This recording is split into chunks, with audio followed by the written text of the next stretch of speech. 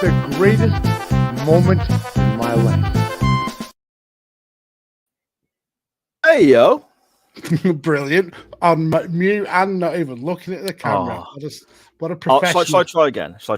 Hey, yo. Didn't see you there. Did you not?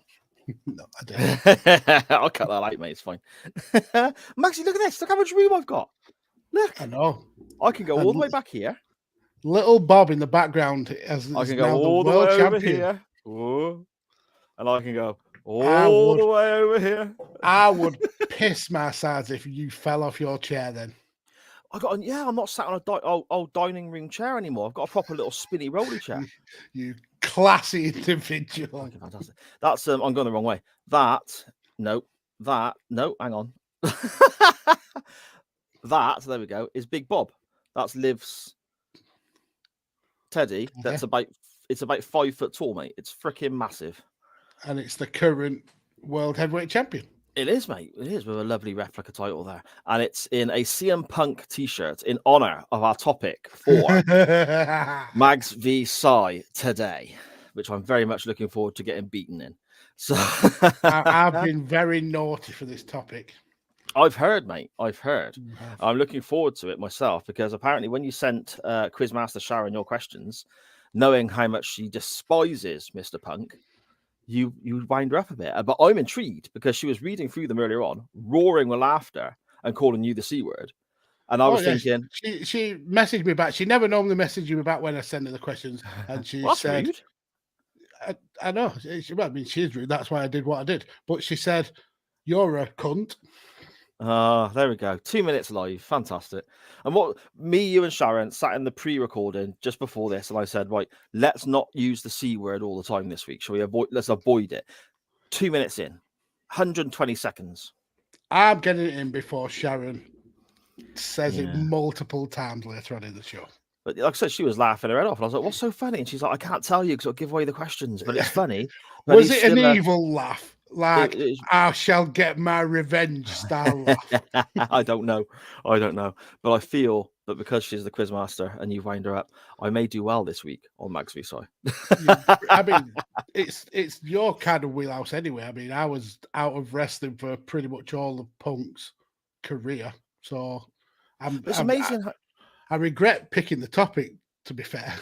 It's amazing how much I suppose it's not amazing because it's me, but it's amazing how much I've forgotten about that period in wrestling. Because when I was doing my own little bit of research to make questions up to give to your good self, I was like, did that happen? I don't remember that. What that happened then, did it?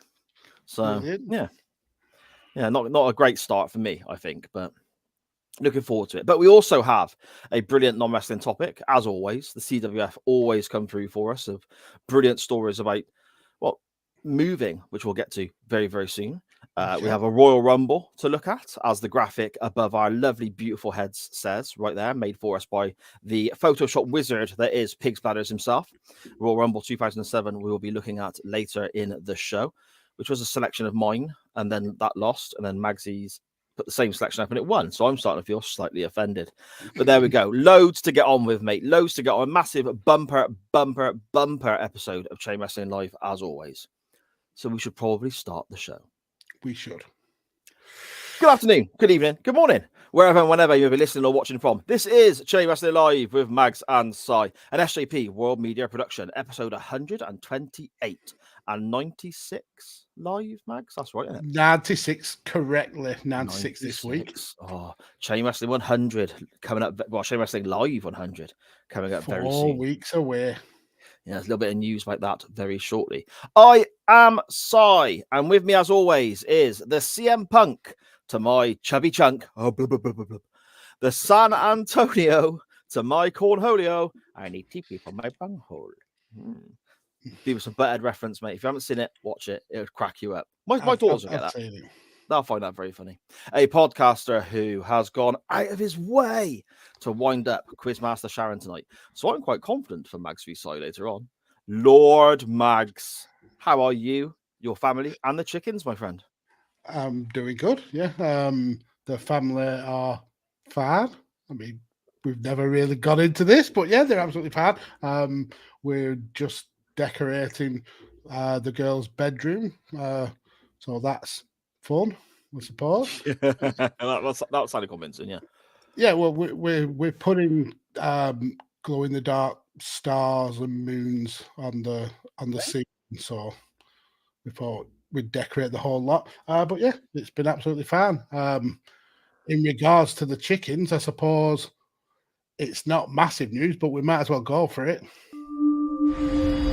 Chicken News with Mags, only on Chain Wrestling. So for this week's chicken news, the weather up here in good old Burnley has been horrific, shall we say? And down Massive rain and thunder storms. So the coop, the chicken run has got quite swampy, I want to say. Our house it's bedrock is clay. So every time there's a lot of rain, we get lots of like surface water. And because the chickens essentially destroy the grass because they eat it from the roots, and then we put wood chip down, it became a massive swamp. So the chickens have been blessed with some fresh wood chip, cost me an absolute fortune. And it actually smells really nice because it's that pan wood chip. And they help me spread it out because chickens like to scratch. That's how they keep themselves from getting bored, and they look for worms and insects and things like that. So when I was tipping massive bags of wood chip all over, they were all 8 of them were diving on the wood chip and flicking it all over the coop. So they actually did half of the job for me. So yeah, brilliant. That's this week's chicken news. They've been spoiled with a new layer of wood chips. An expensive layer as well, you say? Is it very costly? Expensive? Yeah. Yeah, I mean, it's not bad. It's like 30 quid a bag, but still 3 bags, so like 90 quid. But it's Jesus. They're worth every penny, those chickens. Yeah. For all the eggs you get, just counting them off, £1 an egg or something. Yeah, I mean, we were up, I think, with the price of eggs, but now they've got some production to catch up with now. Yeah, they'll get themselves sorted out, don't they? You said about chickens scratching, is that why it's called? You know, when you were a kid, you used to scratch your hand, and it's called a chicken scratch. Do you remember that? Is that why it's called a chicken scratch? Because chickens scratch all the time. It's never been. I've never known it to be called that, but I would assume that's why. What did you call it then? A scratch. No, when you were a kid, you used to make. Do you know what I mean? Do that, not just scratch yourself. It was something. No, just called scratching. Oh, okay. You see, that's a Gloucester thing. Yeah, must be stupid stuff that kids do. Our Livs did it, and I scarred her hand. She did a stupid thing with a can of deodorant as well. That was annoying, you know. Like spraying it to the point where it gives herself a chemical burn because that's what all her mates were doing. Oh, Jesus. Nonsense.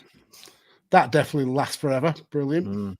Yeah. But there you go. Never mind. Shall we dive into the chat and see who has joined us, Magsy? Yes, we shall. So starting off the evening, Dan Griffin, he's utterly appalled that the CWF chose this over TNA. So mad, he's going to watch a movie and join us later. Oh, Dan, you're so petulant. He's like a child, isn't he? Like a big cuddly child. Doesn't get his own way and has a sulk. I wonder if there's anyone else on this show who does that. Both of us, literally both of us. Totally both of us. King Pigs Banner, hello, sir. And again, I'd like to basically double down on what Sai said. Your artwork is always amazing and massively, massively appreciated. And he says, I declare before you all that my whole life, whether it be long, in our case, is probably very short, shall be devoted to your service and the service of our great chain wrestling family to which we all belong. You know, that's a mantra to live your life by, isn't it? That's a tattoo, isn't it? Yeah. Oh, everyone in the CWF should get that tattoo on the forehead. I was going to say on the forehead, yeah. Sharon, who will be joining us very soon, says it's Monday night. You know what that means. King Pigs Banners says, evening, lads. Hello to you, sir. Connor in the chat. Hello to you, young Connor. King's Pigs Banners also welcoming the rest of the CWF in. Sharon saying that Big Bob, the world champion, is on her side of the bed. Big Bob. I'm sure he'll get moved over to Sar's side when Sar's asleep on the floor later. The thing is, the audio version, when people listen to the podcast, they're gonna have no idea what we're talking about. I mean, can you not change the like thumbnail to a picture of Big Bob as the world champion? I could do, I suppose. Yeah, I'll take a picture. There we go. Good cop, bad cop. Graham, I would assume in the chat. Bonjour. Hello. How are you, Graham? King Pig Batter. Cluck, cluck, cluck-tastic. Them chickens are spoiled. And Sharon, ha, ha, ha. We call it a scratch. Exactly. It's a bloody scratch. You Gloucester folks with mumbo jumbo. Not just having a scratch, but like when you're a kid, like you spit on your hand and just scratch and scratch and scratch and scratch and scratch. You spit on your hand and then... Yeah. Has TV only just become a thing in Gloucester? Come on, kids. Let's all have a good chicken scratch. That used to keep us entertained for hours. It's the wrong time of year to be chasing cheese down a hill. Let's scratch our hands instead. Yeah, that's what you've got. You've got chicken scratching, you've got cheese chasing, and you've got chemical burns with deodorant. Brilliant. Yeah. What an entertaining laugh in Gloucester. Whilst I think of it then, Magsy, Chain Wrestling 100, Chain Wrestling Live 100. Sorry, I keep getting that wrong. As people may have seen the video that's been circulated on our social medias and so on, I'll share it again later on. Make sure you go and check it out because I'll give you the date and the time. I mean, it's August the 13th, I believe, is the date, and it's 7 p.m. and it's a Sunday. So there's a couple of changes there. It's a 7 p.m. start and it's live on a Sunday. So make sure you're checking that out because I'll be honest with you, I got on holiday the following morning. I got no idea. I got no idea at all when I'm going to get a chance to edit that and put the podcast out. So it's what it is. So it might be a one and done. You might only be able to catch it on the YouTube channel. Make sure you remember Sunday, the 13th of August, 7 p.m., not the Monday night as usual. Magsy. Shall we play a little game? We shall, but first I want to chuck these two very late comments in. Graham from Good Cop, Bad Cop says he can confirm I've just Googled the top 10 things to do in Gloucester, and number 3 was spitting on your hand and scratching it. I'm surprised it's that low. Yeah. Cheese roll. It was cheese rolling season, so that bumped up a little bit. Okay.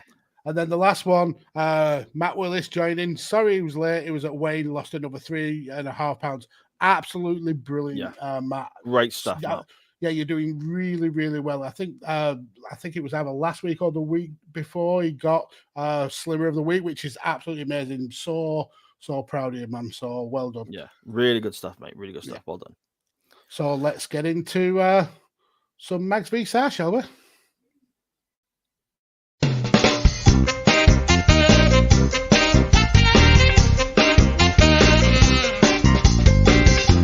Mags. Soy. Mags. Soy.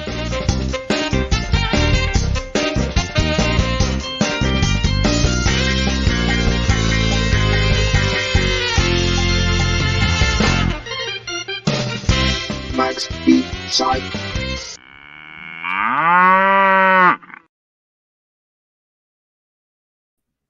Amazing. Magsy, you're wearing a CM Punk t-shirt in the intro to Mags v Soy. I am. You are. Is your room on fire there, Sal? Or is that you smoking? That's somebody else doing something they shouldn't be nearby. The window's open. It's the kids over the road. Will you bloody stop spraying that deodorant and giving yourself chemical burns? Quizmaster Sharon, how are you, my love? I'm good, thank you. Can I just confirm this whole chicken scratch thing? Si's made that up because I've never heard of that. It was no bullshit. Okay, well, not bullshit. You've never heard of it. You might not have, but bullshit is not called a chicken scratch. It was called a chicken scratch when I was a kid. There is such a thing as a chicken scratch, yes, but this whole spitting on your hand and scratching, I feel you made up with your friends. Okay, so what was it? He's had a hard laugh. Listen, before he looked out with you, he obviously had a very, very hard laugh. Listen to this motherfucker creep in now. Oh, I have to creep. I've done a very bad thing. And can I just say, in the interest of the recording, I have been asked not to say the word cunt. So just for reference, I will not say cunt tonight. Okay. Fantastic. Brilliant. I hope my mum's not Sticking watching. to the rules. I love it. Our topic this evening for Mags v Sai. What's the score, by the way, Magsy? You're winning, aren't you? 5-3, is it? 5-2? I forgot the score after I won. After I was like 2-0 up. Let's just say I'm winning. Well, yeah, you are. I know that. We probably should have kept tabs on that. It sounds, to be honest, it sounds like a job that a quizmaster should do. Well, yeah, exactly. You don't get Jeremy Paxman having to not remember the scores on a University Challenge, do you? Because this is the same level of intellect, obviously. It is. Exactly. Same level of intellect of University Challenge when the young ones went on it, maybe, but not. Yes, this week's Mags v Sai topic is CM Punk. As you can see, Big Bob over my shoulder sporting the big gold belt that Punk once won, and also a CM Punk t-shirt. Magsy, have you froze? There you go, you're back. Oh, I've got one bar. I've just got the bar. 2 bars, 1 bar. There you go, I can hear you now. Brilliant. It's all right, you're back. I can hear you, you're fine. Don't worry about it. We're all good to go. As always, we have 5 questions each, penalty shootout style, read by our quizmaster, the amazing Miss Sharon Correa. My questions are obviously all very straightforward CM Punk questions. Magsy's put a twist on his, and I'm intrigued to hear what they are. So, before we start, I have to insist that you read these questions out verbatim, how they are written, Sharon. Don't go into business for yourself. No reply. Look at the icy stare. Sharon, just to clarify before we get into any CM Punk questions, what are your thoughts on Mr. Punk? I think he's wonderful. No sarcasm detected. Let's go. Brilliant. Tell me when I'm telling lies. Okie doke.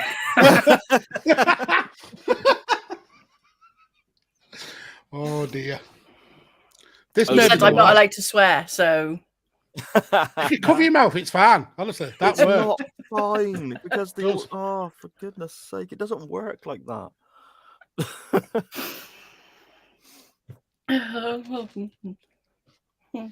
Right. Okay. Oh, are we ready?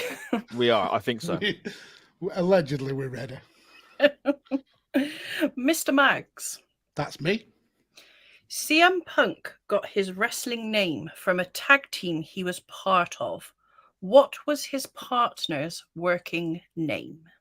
Oh, so he was Punk. And was the other one Venom? I'm thinking it's Venom. Venom. Uh-oh. He's got a question right. I have lost this round. You don't lose a penalty shootout on the first kick, sir. Hang on. Everything went batshit crazy for then. I lost everyone. Everyone went robotic. I said you don't lose a penalty kick on the first penalty. Okay. I heard Sharon ask the question, but I don't know anything after that. Max I got it right. I got it right. Venom. Oh, did he? Prick. Yeah. Okay. Yeah, that's right. That's right. Okie doke. Mr. Sai.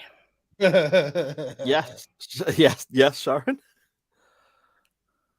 I, Sharon, think Charles Montgomery Punk is the best wrestler ever. But how many times has Punk been a singles world champion? Okay. So we got to define that a little bit. Because singles world champion, how many companies are we talking? He's only on his Wikipedia and Cage Match pages. These are the only titles that are classed as world titles. Okay. So I'm going to say the Ring of Honor title's classed as a world title, isn't it? Are you asking or telling? I'm asking. Okay. I'm going to say one. I'm going to say 5. Is that your final answer? It will be. Sounds wrong though, doesn't it? You are incorrect. Okay. If you say 6, I'm gonna be gutted because I was gonna go 6. The answer is 6. No, it's not. It's 9. One Ring of Honor, 1 ECW, 2 AEW, 2 WWE Championship, and 3 World Heavyweight Championships. Okay, fair enough. So I don't know what Wikipedia class is world title. The ECW title, I've never factored into being a world title. It was the ECW World Heavyweight title. The WWE version of it, you're talking, aren't you? Yeah. So that means Matt Hardy's a former world champion. I ain't having that. And so is Ezekiel Jackson. He Oh, was the no. last. Fuck off. We'll say 6. I'm still wrong, but that ECW title can get in the bin. Go Mr. Max, Hello. Punk won the OVW TV title by beating who? OVW. So that must be when it was coming to WWE, because that's like the get you ready for TV bullshit, isn't it?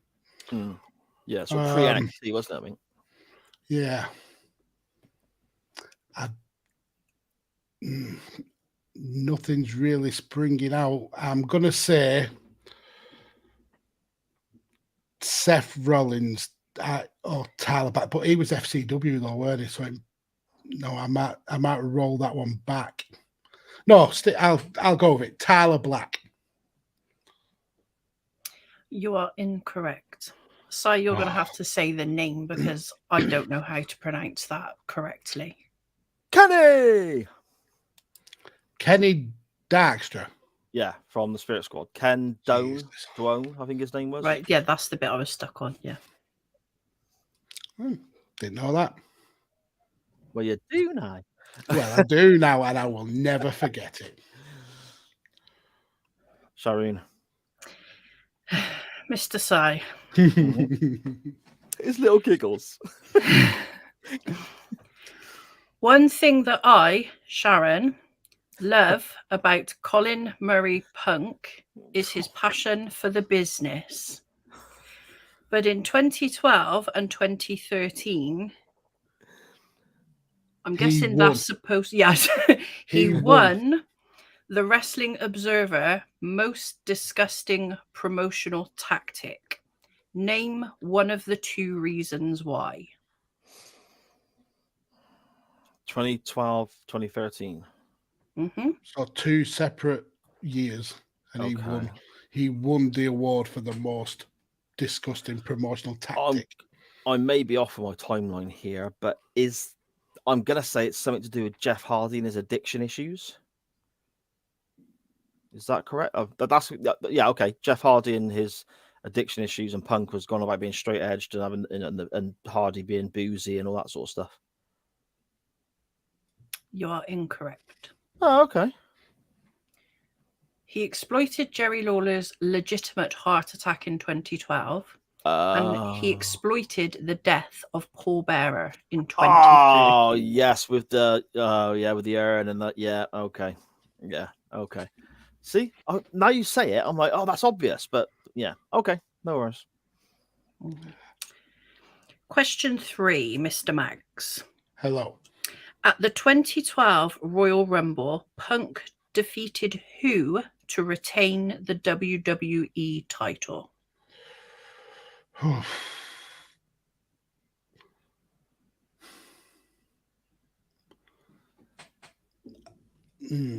Let's go with Dolph Ziggler. Is that your final answer? Yes.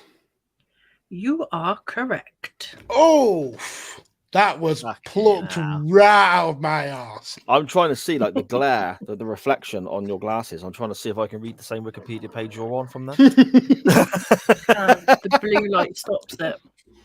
The blue light stops it. Amazing. So that's 2-0 then. Oh dear. Oh dear. Oh God. I've just read the question a little bit. This may be my favourite one because this is also a plug. So I'm doing the Lord's work. Okay. Intriguing. Go for it, Shah. Let's hear it. Mr. Sai, Yes. if I had my way, Come Face Masturbator Punk would be the cover model for Sweet Melody. But which WWE game was he the cover star of? Was it? That was 2013, wasn't it? I'm not Was good with it? game. I'm just gonna plump for 2013, because I'm not very good with any of that sort of stuff. 2K13, whatever it's called. You are correct. Oh, okay. Well done. Nailed it. Thanks, Max. Interesting. so It how gets many better. questions? Don't worry, it How many gets questions has Magsy got left?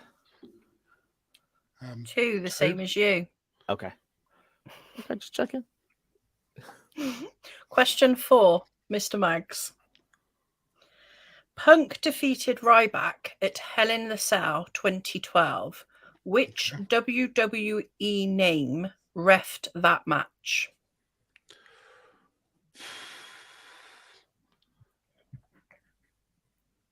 Oh, I'm just going to say Shane McMahon. I think Shane McMahon. I have no idea why he would, but I'm going with Shane McMahon. You are incorrect. The answer is Brad Maddox. I would never have got that. Nor would I, until I read it earlier. Was I don't he even like remember the that match. GM? Was he like the GM for a little while? It was around that time, wasn't it? Yeah. Yeah. Okie doke. Oh, I could pull this back now. 2-1. I've got 2 questions left. You could. Mr. Sai, in my, Sharon's, view, Crybaby Moron Punk is a multi-talented athlete. But what was his MMA record after his short UFC run? Okay, he had 2 fights, but I know he didn't win, but I think it was only 1 defeat and 1 was, what do they call it? Is it a no contest? That's right, isn't it? Because, yeah. Okay, 1 defeat, 1 no contest. Yeah, That's right. Is that your final answer? That's it. Go for it. Yeah, I'm happy with that. He technically lost both matches because the judge did give it to the Mark Jackson, his second opponent, but he was then found to have elevated levels of marijuana in his system. Ah, okay, I remember. Because for the second fight, Punk went the distance, didn't he? That's right, isn't it? Yeah. Yeah, He got okay. absolutely murdered in the first Yeah. fight. Literally murdered. Okay, so 1 question each left, and it's 2 each, yes? Yes. Yep. Oh, correct. it's sudden death. Oh, look at me keeping up for a change. Go for it. Let's go. Let's do this. Question 5, Mr. Mags. Who was the first person to defeat Punk in AEW? Oh, I have watched maybe 1 Punk match in AEW.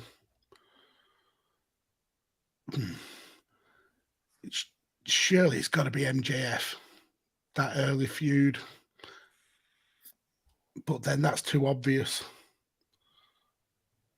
Or is it Wardlaw? Could it be Wardlaw? I feel it may be Wardlaw. So I'm going with Wardlaw. I don't know if I said that enough. Have you said Wardlow enough? I think Wardlaw. Is it maybe Wardlow? Is that your final answer? That's my Mags? final answer. And if it's MJF, I will be pissed off. You're wrong. It was MJF. You fucking wanker. What a cunt. Oh, why? Why? Can we stop using the C word on the show, please? That just came out. Apologies. It's all right. He covered his mouth. It doesn't Yeah. count. Yeah, okay. Come on, then. I can win this now, can I? Yeah, you Mr. could. Sai. Oh, God. This is elite. This one is elite. Okay. Every time I see Closet mummy's boy punk. My ovaries say it's clobbering time. These are all getting cut, by the way. I'm cutting all of these, putting them all together, playing cult of personality underneath.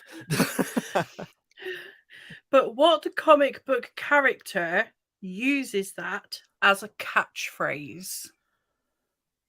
Ah, see, He's never going to know this. I'm never gonna know that.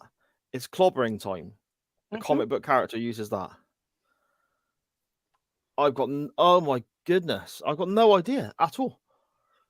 I'll take a guess. I don't. I really don't know. Who's the guy that you like? The guy, bloke who Oh, owns God, narrow Wrexham. it down. Bloke who owns Wrexham. It's What's his clearly name? CM Punk. Right, Is the yeah. guy that she likes. She's Uh, phoned after him all this quiz. bloke who you like who owns Wrexham. Ryan Reynolds. Deadpool. Okay. Is that your final answer? Well, it's gonna have to be. It's the only one I can think of. You are The incorrect. only comic character you could think of was Deadpool. Yeah, You don't watch those films. Okay. And mean- I've seen He Deadpool. doesn't ever pay attention either. Why? Who is it then? it is the Thing from Fantastic Four. Oh, I don't know who that is. Yeah, that's why I said he'd never get it. Yeah. So that was a I'm really good glad shout, Maxine. I didn't cut that question then. Yeah, there we go. 2 each. It's a draw. It's a I no am- contest, similar to Punk's. And which one of us has elevated amounts of marijuana in our system, though? Well, not mine. Mine's always at a constant high level. It's not elevated in yours. No, I'm joking. I don't smoke that nonsense. Would you like to hear the two questions that were cut? Would I win if I can answer either of them? I mean, no, but I mean, you could. Go on then. you could. So, question 5 was the Anaconda Vase is a better submission move than the sharpshooter. But what was the name of See You Next Tuesday's motherfucker Punk? What was the name of his original finisher? Pepsi Plunge. See, I'm glad I cut that one. Yeah, it was a pedigree off like the middle or top rope, wasn't it? Yeah. Yeah. It's a horrific move. Yeah, really, really dangerous. And the last one, in my opinion, as an author, cuckold masochistic Punk is an amazing wordsmith. But which comic book crossover did he write the introduction for? Oh, I'm never going to get that, am I? So it I'm was never gonna- Avengers versus X-Men. Ah, okay. Well, there you go. I am okay. very happy with a draw. Very, very happy. Yeah. Okay. Fair enough. Did you enjoy this week's quiz, Sharon? I think you need to remember that I have your address. Yes. I actually told the wife, I said, Sharon's just called me a cunt. She's like, Oh, what again fuck- with the C word. what's she called you for? So I told her and she went, yeah, you're a cunt.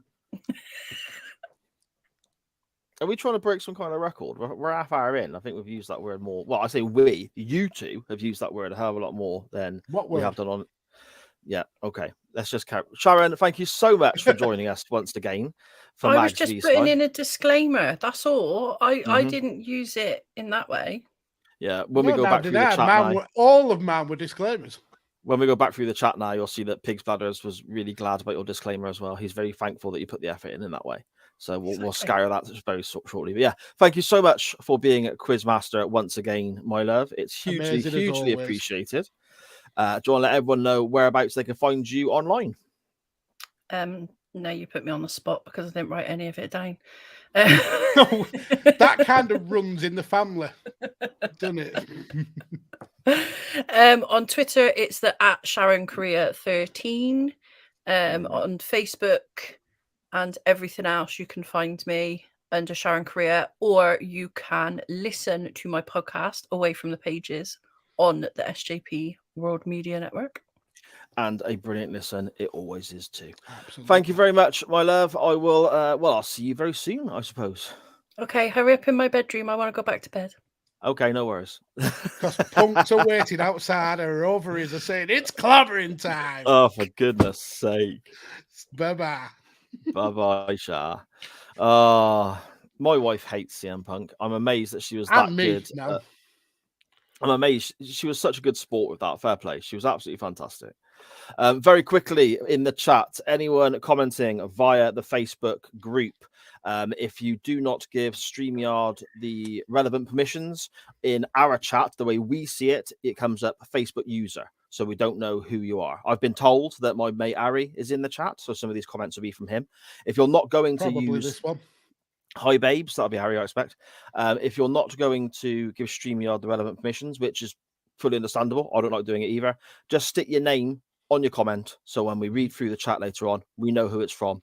Because if we get more than one person commenting from Facebook, everyone comes up as Facebook user. So it's a pain in the ass because Facebook does my head in a way. But there we go. Shall we dive through the chat quickly, Magsy, before we get onto our non-wrestling topic? Well, we've Yes, mentioned we that. shall. So Scottish Danny rocking up late, but he's here as always, saying hey yo, and it's Rumble time.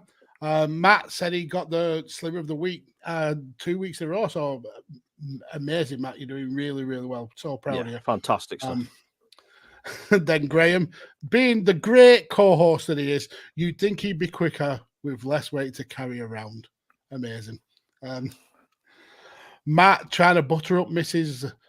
Powell by saying Sharon looking very glamorous this evening. I don't know if she's kind of your cup of tea, Matt, but Sharon loves it anyway. Always looks fantastic. She does.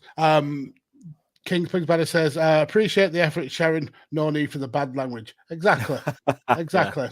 Yeah. It was just disgusting, the language coming out of you, sir. Absolutely horrific. Yeah, always me. And then he says, and time for him to leave, effing Phil. But he didn't leave, did he? Because he stuck around and answered half the questions. Dan said, WECW title fully counts for the purpose of making Kane a 3-time world champion. Yes, but it also means that Chavo Guerrero was a world champion. And I'm really sorry, I'm not having it.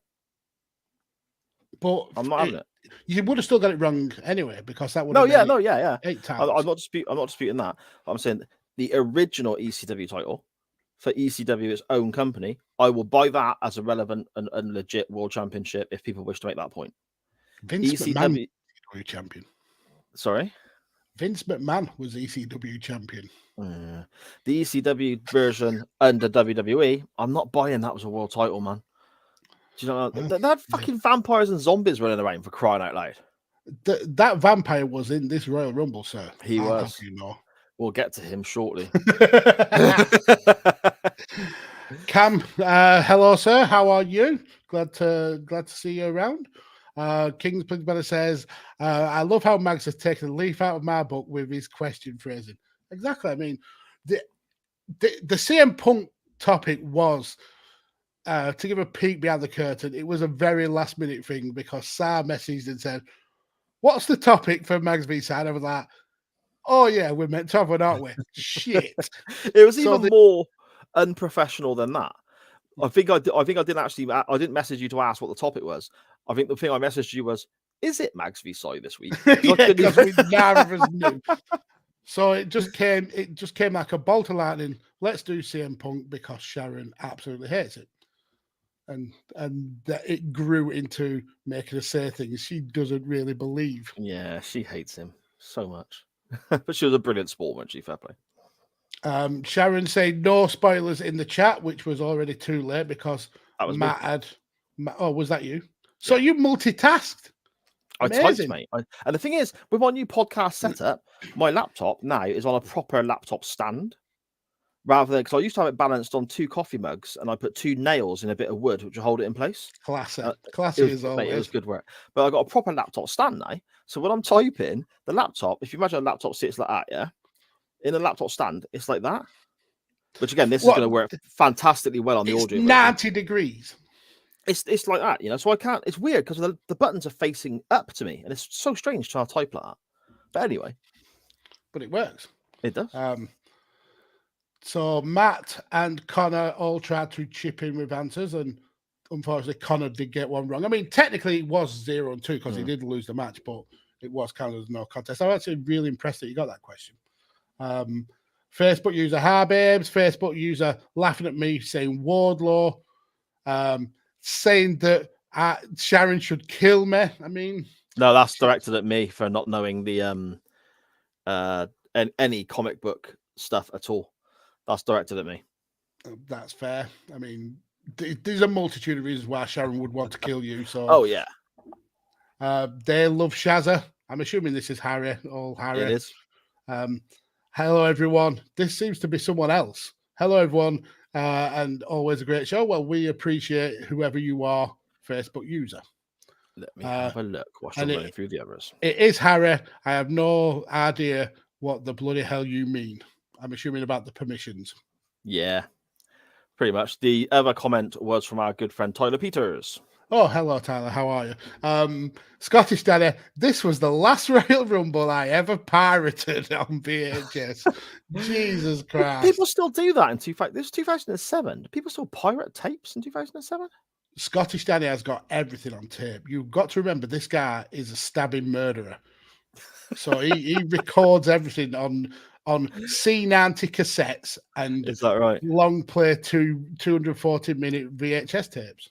When on that topic, when we were, a bit of context for everyone, I got this new podcast station set up because we've had a massive move around. We'll come to that with a non-wrestling topic. When we had this massive move around in our house, obviously the room that was my bedroom, Sharon was gutting and finding loads of stuff in and all that, yeah. And there was a video player in there that I tried to hide in the attic. But also, Sharon turned to me and said, "Do we really need these?" And it was a pack of 5 audio C90 cassette tapes still in the cellophane. And you said, yes, I need them.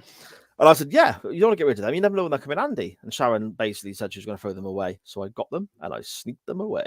So I still got them. So... And what will you use them for? You never know. You do know. How long have they been there? To be honest, I don't know. I can't remember ever getting them. So you haven't used them in all the time that you've lived in your house. Throw them away. I'm not going to do that. Bad. So bad. Harry has give Facebook his permissions. Nice to see you, Harry Butts. Thank you very much. Awesome to hear from you as well, my friend. It certainly is. Cam says Nato has a leprechaun star, so vampires are fair game, surely. I mean, that makes sense. I will quite openly state how shite that leprechaun was. We're going to get to stuff like that anyway, because fucking, what's his name? Hornswoggle's in this. Oh, my goodness. He is, yeah. Connor, fair warning, my non-wrestling topic is a long one. You want the details, and I provided them. Oh, there we go. Filling out the time there. Cheers, we appreciate that. Cam said, did you sell your pirated Royal Rumble on Camden Market, Danny? I hope so. And he then says, Cam, the pain of that leprechaun on Nitro. I know you're spoiling it for young Danny. So glad he hasn't been a regular. And he sold it to a schoolmate for a father. You can just imagine Danny recording it and having 2 VCRs hooked up to make copies for people, can't you? In my head, I've got the image of Danny going to school with a really long, like almost Undertaker-esque black leather jacket all the way to the floor. And then kids coming up to him in the playground and going, I'm after Royal Rumble 97. And Danny just opening his jacket. Like a drug dealer. Yeah. Essentially like a drug dealer. And there's just video tapes. Video cassette tapes all in the lining. He goes, I haven't got Royal Rumble 97, but I can do you a lovely slice of Survivor Series 92. Yeah, that's how I picture it. Scottish Daddy says, I've still got my VHS up and running. Mine's in the attic. Where it's been since you moved into that house. No, it was in my bedroom on top of the wardrobe when we moved in. So I mean, what I was aiming at was it's never been plugged in and used whilst you've lived in the house. Actually, about a month ago, I plugged it in because I found a cassette tape in the drawer downstairs. Just a blank cassette tape. And I was like, I wonder what's on this. So I plugged it into the TV, put the cassette tape in, press play. And it did come down from the attic for about 2 hours, looking like a wonky pop art. It was a radio show I'd recorded off one of the cable TV stations. Before you had recording boxes and stuff like that, they'd have like a rock radio show on at midnight or something like that in the middle of the night on BBC 6 or something. I recorded the radio show for me to listen to another time on a video cassette tape. Did you ever listen to it? I did then, yeah. Brilliant. With a little solitary tear rolling down your eyes. Yeah. Memories. Oh, there we go. I missed that. Bruce Dickinson had his own show as well. That was good. Anyway. Yeah, David Dickinson had his own show as well. Let's see how it's relevant. Sharon says, what Sarah doesn't know is that they are actually in the bin. And I feel for Sharon because living with you must be a fucking nightmare. Cheers, mate. Don't throw that away, Sharon. I might use that in about 14 years. No, Sarah, it's going in the bin. No, in fact, I bet you go and take it back out of the bin. You'll check the bin now to see if they're still there. No, the bin's been collected and everything, mate. It's gone now. I'm not gonna lie. I'm a little bit. You better you owe me some C90s. I'm a little bit gutted. I'm not gonna lie. Cam says, King's Pig Bladders, your magic on dodgy dealer Danny and his VHS Macintosh. Yes. Oh, Magsy froze in there. Cam Griffin says, Scottish Danny says to Cam, I knew this was coming. Yeah, I'm looking forward to that graphic. I'm looking forward to that. Magsy's back. I mean, I have no context of that, but I will still enjoy the graphic anyway. Good cop, bad cop. Graham says, VHS chat, lol, the 18 to 25 demographic is loving this content. You think we appeal to 18 and 25-year-olds? You are mental. The wrestler we talk about is older. Charlie so is yeah, 13. so we appeal to the young kids and then the very old adults. We don't get that middle group. To be fair, young kids should not be watching this show. The big disclaimer for anything on the network. With the language of your wife, yeah, they absolutely should not be. And then Sharon says, I look really happy for a moment there. I mean, am I not always happy? Yeah, most of the time. Yeah, but that was a real look of joy on your face then when you realised that I'm never going to get those cassette tapes back. You were over the moon. I think you'll go and buy some on purpose just to... Nah, I ain't partnering money for that sort of shit. Probably never use it. and the last one for now, Connor says, VHS, never heard of it. I grew up in the dying age of DVDs. Connor, fuck off, you absolute youngin. That's just that ages me so bad. Yeah, it's terrible, isn't it? Absolutely shocking. Oh, thank you so much to everyone who has joined us in the chat this evening. I suppose we want to get round now to more interactions with the CWF and our non-wrestling topic, Magsy. See what they've sent us. Yes, we do. NWT time. Oh, no wrestling talk here. It's the non-wrestling topic. Lovely. Nice. Lovely. Nice. Oh, lovely. Lovely.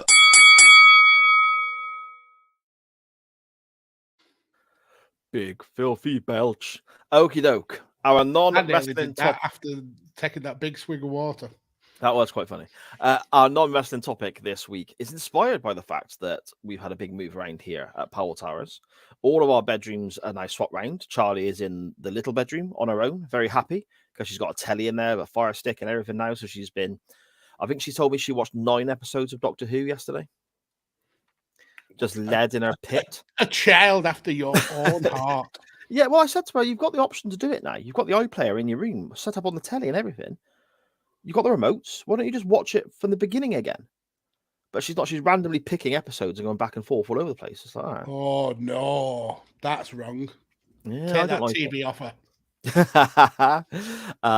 Livy now has what was mine and Sharon's bedroom, and it's she's got a double bed in there. She is over the moon with this new room that she has in there. Loads of space for her. And me and Sharon are back in the big room. First time in a decade, maybe. So it's been inspired by all the nonsense we've had to do and moving stuff around and me losing my cassette tapes in the process. Sharon says, Palace, you pleb. That's what I said, wasn't it? Powell Palace? I said Powell Towers, didn't I? That's wrong. What a dickhead. What a dickhead. I apologize. But there we go. There we go. Yes, inspired by any form of move, whether it's employment, moving your house around, moving house, anything whatsoever. And we had loads of responses once again, Mags, didn't we? We did. We did. Plenty of very different ones. Another topic where the CWF uses a bit of creative license. Yeah, I love it when that happens as well. Yeah. I love it. Sometimes because sometimes it just deviates so far off the actual topic, we end up talking about nothing to do with the original topic. But this kind of works. So Yeah, it does. there we go. We will begin because, as always, Mr. Max, I will read them out in the order they arrived into us. You will. That's always fun. Yes, it is. We will begin with our good friend Ben at Witticisms of Ben on Twitter. He says, Bastard. "Moves, eh?" Why is he? Because normally I'll scan through these before we record, and this is the only one that I've actually really scanned through. And the last sentence. Yeah, I've just seen it. Yeah. So Ben Ben's an says, arsehole. "Moves, eh? Why is it that Moving On Up by M People is one of the few songs everyone sings in the voice of the lead singer?" And then he says, "I am certain Mags does a good Heather Small." Magsy? You are wrong, Ben. Very, very wrong. I will have an attempt though. So it's I'm moving on, I'm moving on now. And that's as far as we get it. That's all right. That wasn't it. You sounded like Heather Small if she was smoked 40 a day. I fucking hated them people, mate. Honestly, absolutely. I hated them. There was a friend of mine. Middle of the road, but they were harmless. No, a friend of mine's girlfriend loved them and played the one album, probably with this Moving On Up track on it, like on repeat all the time. I mean, that would piss me off. Oh god, I fucking hate them people so much. But yeah, when Heather Small was announced for a little festival in the round by Gloucester, I was like, oh, that's interesting. Which is, contradicted myself, really, isn't it? But there we go. Connor! Cam in the chat, did I just hear Vic Reeves? It actually did sound like Vic Reeves singing in the club style. Moving on. I can't do it. Connor Knows Soccer at Connor Knows Footy on Twitter. He says, "I've been in the process of moving, and it's been one bitch of a process. It is a language, sir." It first started when my dad recruited me to help renovate the house. First, we turned our attached garage into an office space for my mum and a laundry room, and then we tore out the floor in the hallway and replaced the floor beams and completely replaced the floor and made the space between my parents' room and hallway a walk-in closet and furnished it with pine. And then we moved I can't read that, sorry, to redo my sister's room, and then my room was the next room to be done before we moved on in the month. Long project of completely renovating our main bathroom. Everything had to be replaced in there as well. And as I stated before, there was a real bitch of a project. Then we replaced the carpet in the living room, hallway, and my parents' room. Then it went up on the market last Tuesday. Sorry. We've had a few people already take the tour throughout the house. Also, at the time of writing, no offers yet. This is what happens when you decide to move to the East Coast in a year's time, hopefully by mid-August, early September at the latest. Yeah, I think Connor mentioned he's going to be like living really close to the beach, actually, in the message. So that'd be nice. Awesome. And the East Coast makes it closer to us as well, so that perhaps the time difference will change. But that does sound like your dad may have roped you in to some free labour. It does. Yeah, that's a lot of work. But if it helps with the sale of the house, then that's amazing. And he did DM me a couple of pictures of the work he'd been doing. And to be fair, it looked really good, Connor. So you should be really proud of what you've achieved there, mate. Oh, brilliant. Well done, Connor. Graham at MGB Graham on Twitter. He says, pretty big move in 2000 from England to North Carolina. But within a few weeks of arriving, got to see my first live WWE show, which was a certain SummerSlam 2000. Who headlined? What headlined SummerSlam? Was that Brock v. Rock that year? No, that was 2002, wasn't it? Brock v. Rock. Was it? 2000, Rock was on top. He was champion. But who did Rock face? Let's have a look. I'm sure somebody in the chat will shout out. I can never remember stuff like that. If Matt's still in the chat, he'll have probably tapped it already. Yeah, because Austin was like injured at that point, wasn't he? But Rock, I'm fairly certain Rock headline, but I can't remember who against. It's around the time he faced Benoit at Backlash or something like that, I think. The Rock versus Triple H and Kurt Angle. There we go. Okay. That's a banger. There we go. Steve-O, it's that time of the week again. At Total Steve-O on Twitter. He says, I'll just plug my latest podcast. because it's quite a move, he says, from what he's going for. But moving to this new job has been 50-50. On one hand, I don't have to deal with moronic customers anymore, pick up heavy items, or stress over managerial decisions, which is, I suppose, a good thing. But if you listen to the Total Steve-O podcast and he talks about his new roles that he's been doing, there's challenges in every job, but I love hearing Steve-O explain the details of what he's facing in his different jobs, Magsy. And I also love it when Steve-O gets to that point where he just goes off on a rant because it's comedy gold. I've been catching up on a lot of his elite FPL stuff, and he recently did a video in the flight path of planes coming into land at Heathrow, and watching that video is amazing, absolutely amazing. It's a really windy day, and the planes are essentially wobbling and coming into land. Some of them sideways. And they look like they're about 10 foot above Steve-O's head when he's doing it. It's amazing. Yeah. Really good video. Check that out. Steve-O continues. Dance move wise, that's not something I thought we were going to get, but okay. Dance move wise, I love going in the pit at deathcore gigs and two-stepping. I don't know that. What's two-stepping?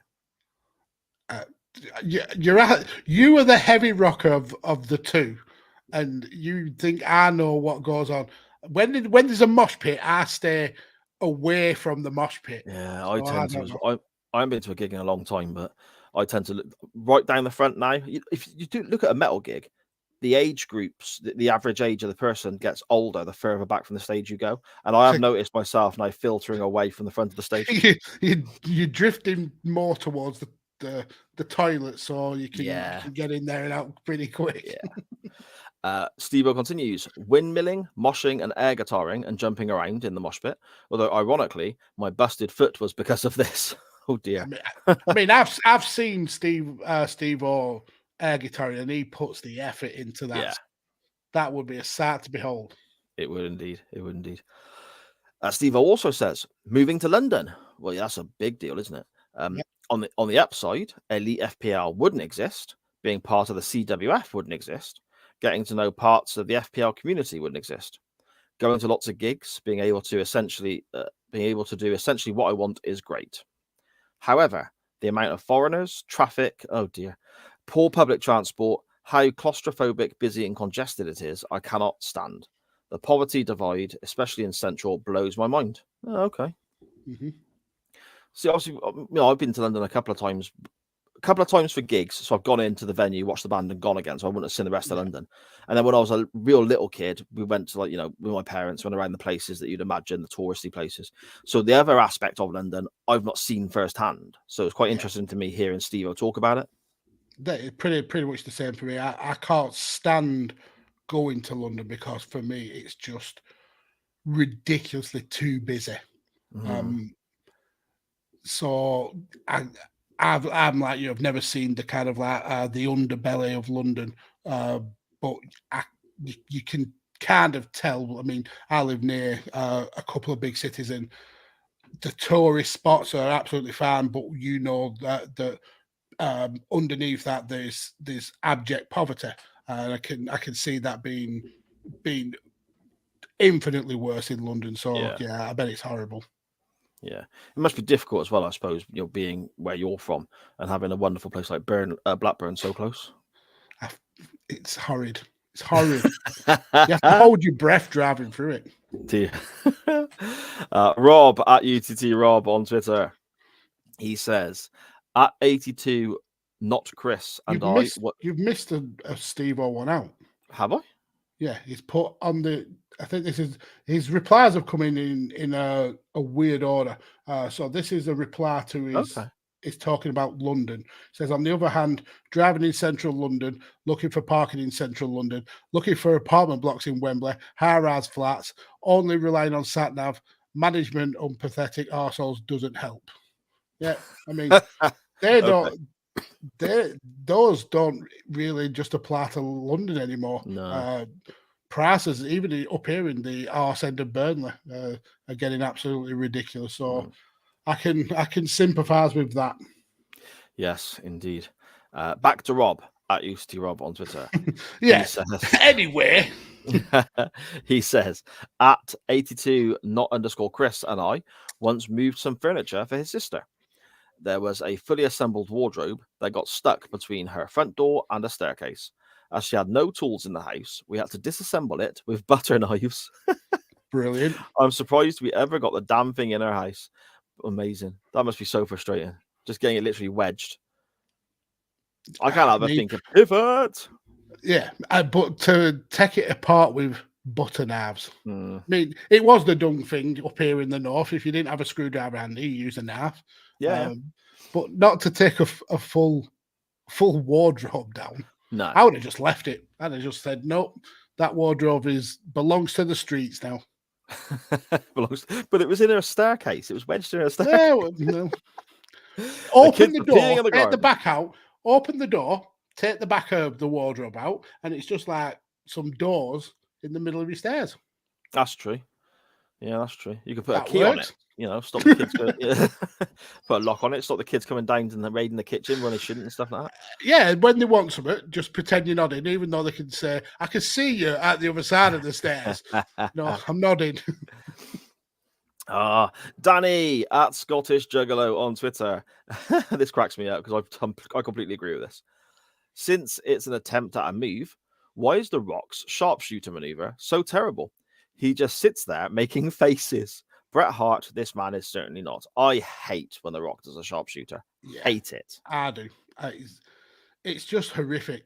And like Danny says, it looks nothing. It doesn't look as painful as the Bret Hart one, and he looks like he's taking a shit and he's got really bad constipation.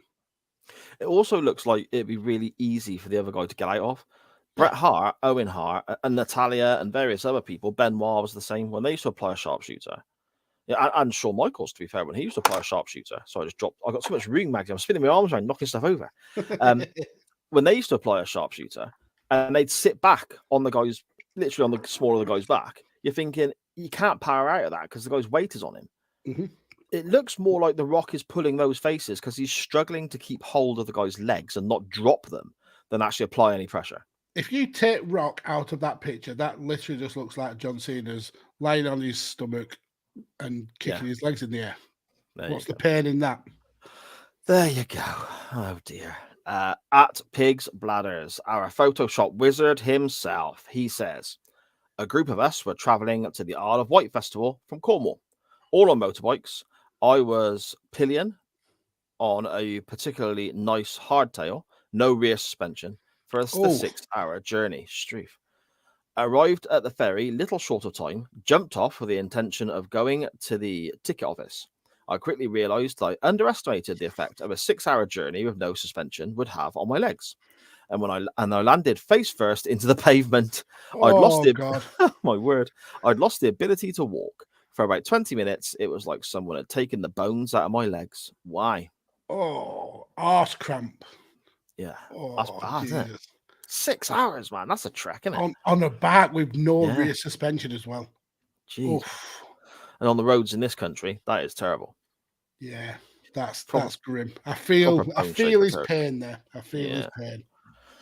Dan Griffin at Dan Griffin 21 on Twitter. He says, best move I ever made was getting out of retail. Never let loyalty to your friends or workmates get in the way of you getting out of a work situation that's ruining your mental health. 100%. Correct. Absolutely. 100%. Absolutely. It's all well and good having friends and workmates who you really get on with, but one, they don't pay your bills, and if a new opportunity comes along and it pays better, absolutely. But like I said, ruining your mental health, no amount of work friendship is worth that. Exactly. Dan continues, how about that? I did a nice one. I bet you thought I was going to make it all about bowel movements. And yes, I am, Dan says. Best move any hotel can make is to put the toilet within sight of the TV so I can shit and watch the chase at the same time. Brilliant. That's amazing.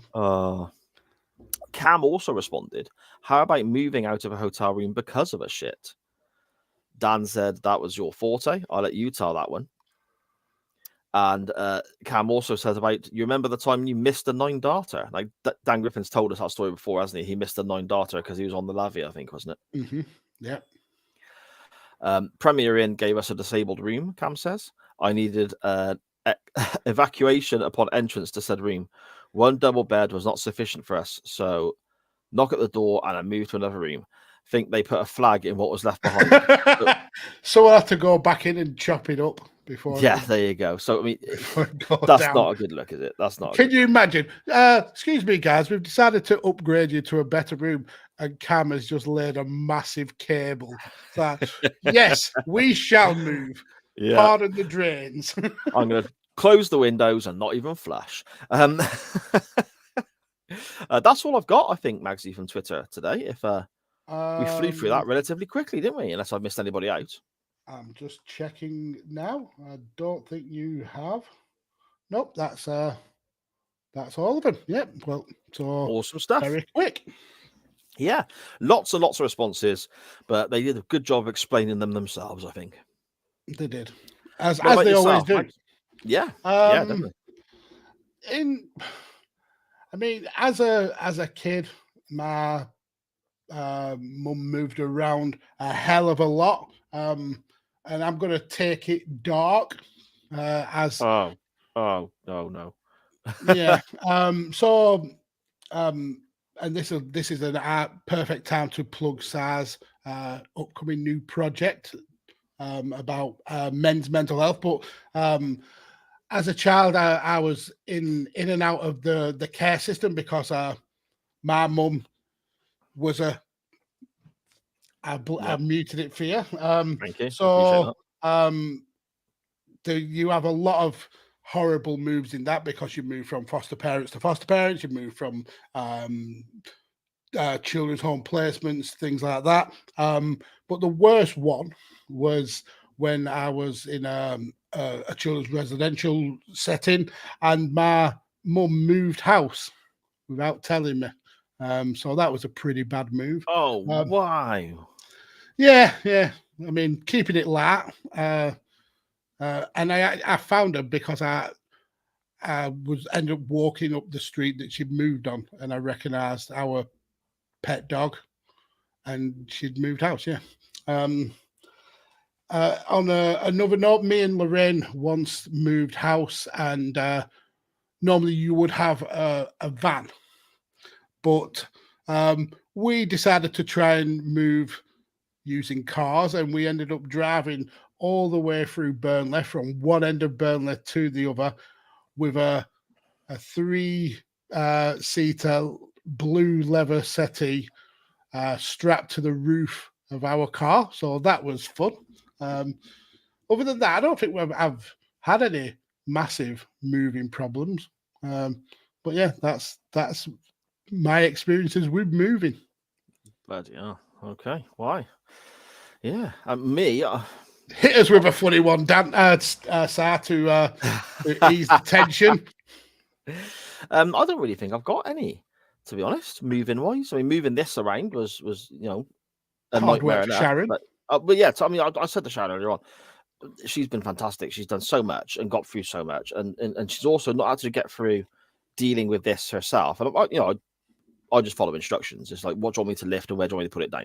Yeah. But also, the way my mind works and the way I suppose my mental health works and other aspects of the way that I'm made up and the way I sort of short circuit to a degree, I get in a bit of a mess if things aren't quite right. Mm-hmm. So it was an absolute nightmare for me. I couldn't get in the shower because our house, again, as we said, is so small. I couldn't get in the shower because there was stuff being stored in the bathroom. It just blew my mind. But Sharon put up with me in that frame of mind and got on with this. So yeah, absolutely fantastic.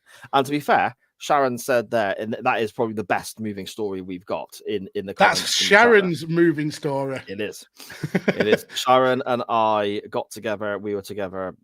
I don't even think we were properly together. I think we were just kind of knocking about, I suppose, and we were sort of seeing each other for maybe only a week or two. And Sharon was at That's her love mum's. at first sight. That it's cute that it's love at first sight.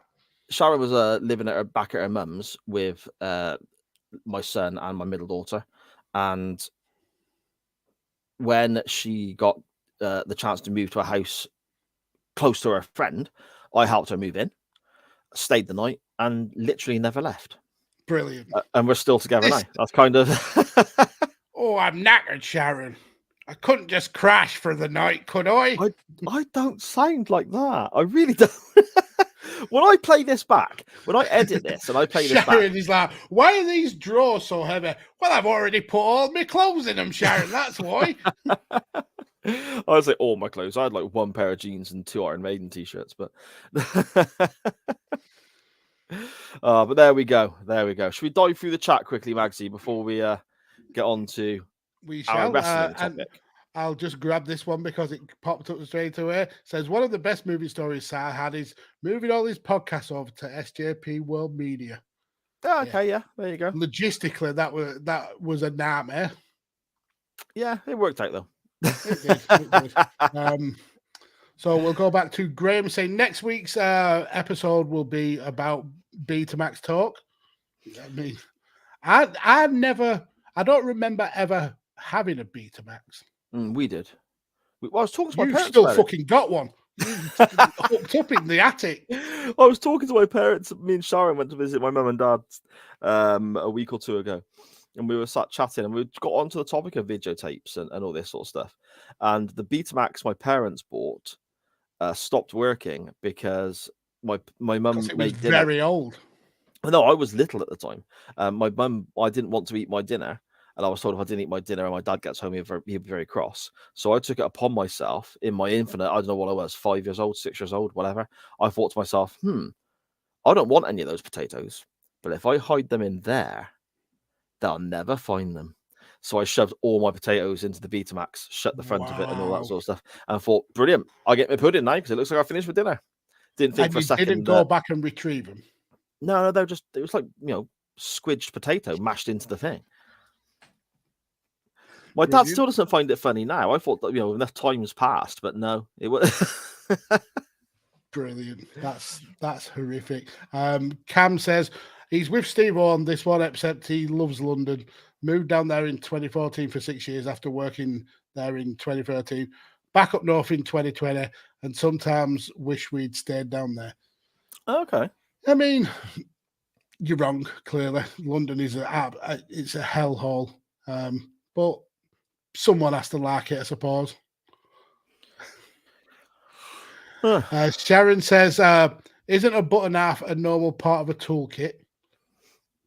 Yeah, I can just see you like putting up a chest of drawers with a button half. Mate, honestly, the work that's gone into this. In fact, I can't even see you guys owning button halves. Just standard like knives and forks. You wouldn't have a knife. Yeah, a button half it's a round bladed knife for spreading butter. Okay, we've got longer knives that are kind of rounded. Is that have they got a serrated edge for cutting? Yeah.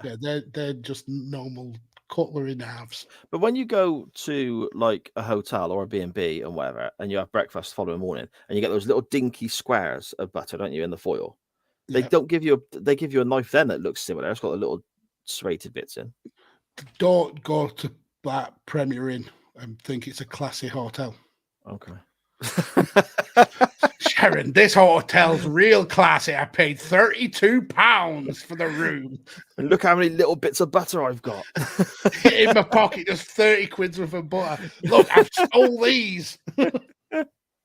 We'll eat good this week. There we go. Brilliant. Scottish Daddy says, you're welcome back anytime, sir. I'll have an ice cold Red Bull waiting for you. And Cameron says, Narnia on the stairs. Yeah. Lion the Witch in the Wardrobe. With brilliant shot, Cam. Scottish Daddy says, the sharpshooter is the Rock's worst crime in wrestling, without a doubt. Is it worse than it's Rocky Maivia, surely? No, the People's Elbow is up there for me. No, I mean nonsense. It's nonsense, but the people loved it, so it kind of worked. I'll accept that then. His right hands, the punches he throws, they're bullshit. The slaps, aren't they? It's not even very good slaps. It's but again, the people get excited when He does the slaps and spits on his hand and slaps again. Oh, Well, the people are wrong. they are. I mean, they're always wrong. Cam says, make a Pepsi Max with cordial and I'm back with you. Oh, we were going to do that this week, weren't we? No, we weren't. We might have said we were, but we definitely weren't. Next, the Chain Wrestling 100. We're going to do stuff like that. Yeah. Dan Griffin says, say his name and he appears. Exactly. There we go. King Pigs Banner says it was fucking awful. His trip to the festival, but the festival was good though. I mean, that's it. That's the main thing. Yeah, it's the destination, not the journey, I suppose. Danny's doing a bit of snitching, saying that Sharon is sending him corny gifts again. Amazing. Sir, will you tell Sharon? You absolute little grass. King Fig Banner says the bootleg bandit is live. Oh, Jesus Christ. Cam, his evacuation was like King Kong's finger. Oh, it was bananas. It was a fucking rancid shit and all, like a battleship. Ends the flag, Dan, says Cam. That we've covered that one as well. Sar, the master of advanced squatters' rights. It looks not only did he get squatters' rights, but he also ended up marrying the person who he was squatting against. That's just win-win. It is indeed. Magsy, oh yeah, okay. Oh, thank you. Sharon says his mum and dad had dropped a back bag of Sar's clothes off after about a week, so they were glad to get shut, essentially. Yeah, pretty much. There was an occasion as well where I went to go stay at an ex-girlfriend's for a very short period. I came back and my bed wasn't there anymore. It was replaced with a pool table. Yeah. I think my parents they've been trying to send me a message ever since I put potatoes in their video player. Exactly. He's never forgive that. Can't wait till he's out. Them fucking potatoes. I presume your dad's more Gloucester than you. That's why I did a deeper accent. My dad almost sounds London at times, almost a bit Cockney at times, especially if he loses his temper. When my dad gets angry, he slips into this kind of angry Cockney. Yeah, well, maybe an angry Chaz and Dave. Rabbit a lot. Rabbit. Cam says, "What's a Betamax?" Cam, piss off. Google it. They were good though. The quality was good. It was actually better quality than VHS. Yeah, that's why my dad got a Betamax, but I fucked it up. Yeah, and do you know why VHS won the media race? Oh, see, I literally read up about this a couple of weeks ago. And it's why DVD, Blu-rays beat HD DVD. It's the porn business. The porn business makes chooses the winner, and they pick VHS. Okay. So there you go.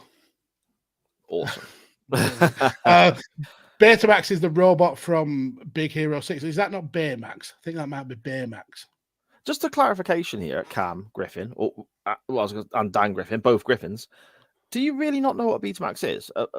We're not that much older than them, are we? Yeah, but Dan's from York, like the posh part of Yorkshire, so they may not have scummed it with Betamax. Yeah, they never had video players when they were younger. They literally had servants to act out the movies in front of them.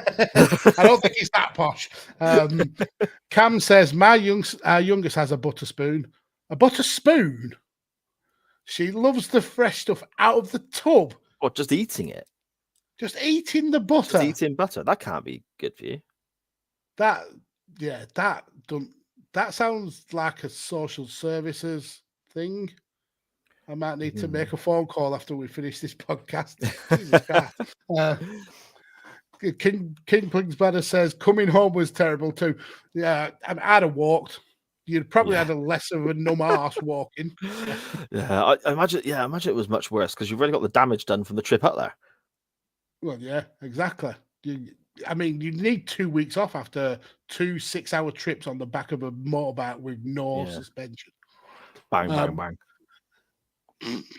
Amazing. Dan Griffin says he was aware what a Betamax is. He's just fucking with you. Thank you. But Cam says he knows what a VHS, but didn't know that Betamax was Okay. so Cam didn't know, but that's fair enough because you think Cam's 31, I'm 42.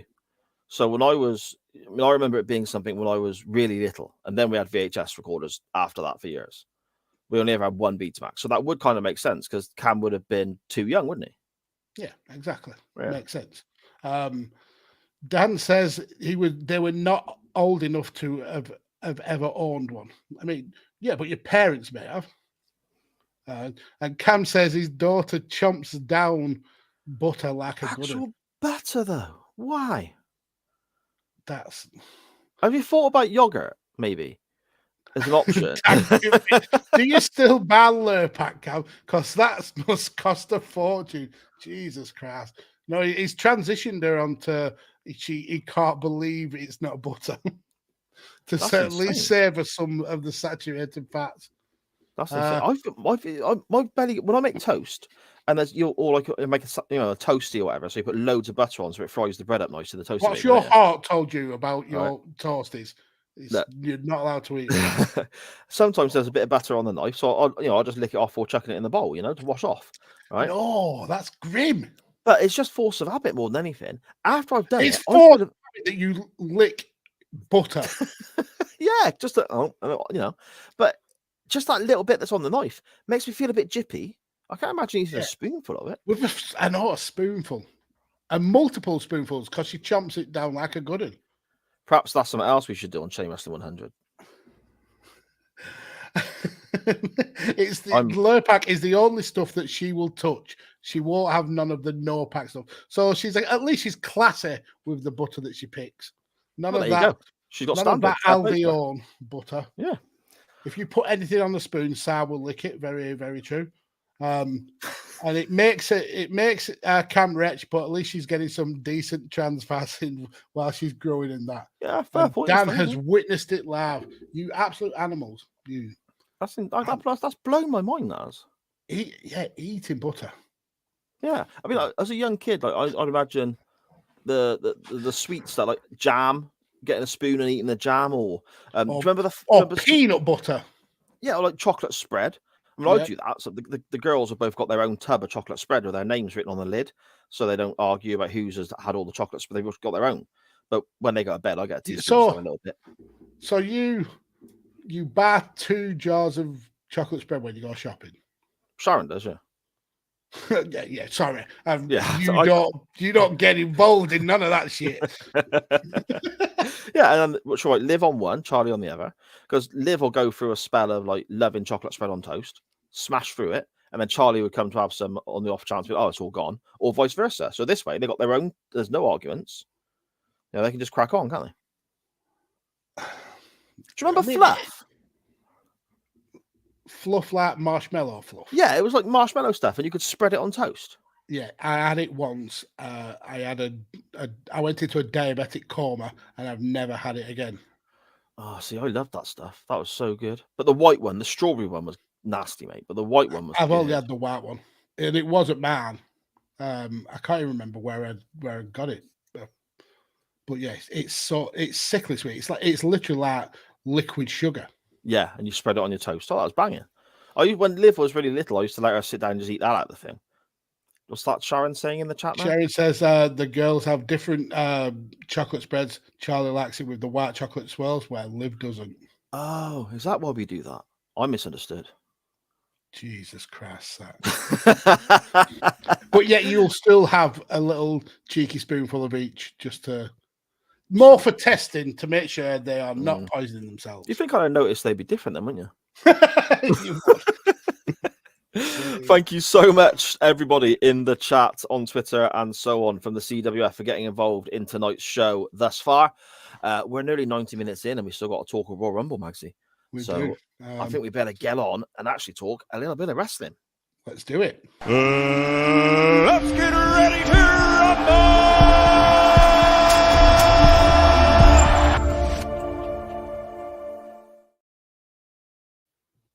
Magsy won the poll with my selection. I have such an evil That was a cackle as well. That was an evil cackle. That laugh. I planned it as well. When I Did you? made the pick, I knew that you put it forward. And I thought, I'm going to get this on the docket because it's a great rumble. Yeah, it is. But it's going to be a win to the Mags. So You wait until you hear my link from this rumble to where I want to go next week. I feel man will be better. It probably will, and yours will probably win. But I'm just going to throw this out there now before we get there. How brave are you feeling, CWF? We'll get to that afterwards. Okay. War You know Rumble. what it is, he's going to come to every one of your houses With a jar of fluff. and eat your chocolate spread. Royal Rumble 2007 from San Antonio in Texas. Constantly referred to throughout the show by all the commentators and the pre-roll, everything, as, obviously we're talking up to this point, the most star-studded Rumble in history. Now, when I first heard them say that, I laughed. I was like, oh, typical WWE hyping bullshit. But I'll tell you what, Mags, after the Rumble finished, I went back through my notes and I made a note of that most star-studded Rumble in history. Up to this point, 2007, I think that's actually an argument for that. Because this has got some names in it, hasn't it? This is some 30 competitors. Yeah. I mean, it's let down by a couple, I suppose. I mean, Kevin Thorne. Viscera. But Viscera, you always need a huge, big man monster heel in there. So he fulfilled that role. And if he actually was part of a record-breaking spot where it took 9 people to eliminate him, so you always have that kind of like incident in a Royal Rumble. But yeah, apart from like a handful, it is pretty stacked. Also, with Viscera, it links back to what we were just talking about as well, doesn't it? Because Viscera was dressed in all white, so he kind of looked like the very brave for a man of his size. Yeah, he looked like the Marshmallow Man from the end of Ghostbusters, didn't he? This was in his World's Greatest Lover gimmick, where he came out in smoking jackets and pajamas. Yeah. And that's another link to a note I've got here, because obviously Lillian Garcia got him romantically involved. One of his women. Yeah. One of his ladies. I must have took Lillian Garcia for granted at the time, because how fucking good was Lillian Garcia in introducing this Royal Rumble? Whilst I was watching, the exact same thought went through my mind. I miss Lillian Garcia. She was absolutely amazing as a ring announcer. Yeah, she was superb. Absolutely brilliant. Building up to the actual start of the match, we get a couple of moments backstage where we have people drawing their numbers. Kevin Thorne, Hornswoggle, and the Great Khali. And none of them opened the ball that they picked. No. And then later on, we get the Sandman picking his number, and he does the same. He picks it up and then just throws it away and says it doesn't matter. Yeah. And then we get Ric Flair. I think he picks the last ball. Yeah. And then he does a strip club. He does a strip club dance, essentially. With Extreme Expose, they were called. Was that what they were called? Yeah. Yeah. And they were the biggest balls that Kelly Kelly has ever held. Why? I find that hard to believe. She got that joke. She's held bigger. Yeah, we shouldn't make jokes like that because what Vince McMahon's been accused of, to be fair. Let's move on. Grapefruits. No. We've got JBL, Jerry Lawler, and Michael Cole on commentary. Quite a mixed team. And I felt this actually worked. I was a bit concerned at the beginning because scanning through the pay-per-view, I saw Jim Ross on commentary and I thought, fantastic. When Jim Ross was not commentating on the Rumble, I was a bit like, okay. And Lawler can be a bit up and down. JBL can be a bit up and down. But I felt this dynamic worked relatively well, Mags. There was a few points. This is where Michael Cole wasn't the seasoned professional that he is now. And I think JBL and Jerry Lawler bail him out a couple of times on the commentary. But yeah, you're right. Lawler kept his shenanigans to a minimum, I suppose. JBL was actually quite good. So yeah, it wasn't a commentary team that will go down in the annals of history as one of the best. But it was adequate for this Rumble. Yeah, okay. Ric Flair has drawn number 1. So why fucking be dancing with a load of strippers if you draw number 1? That's the worst. He didn't even look at the number, did he?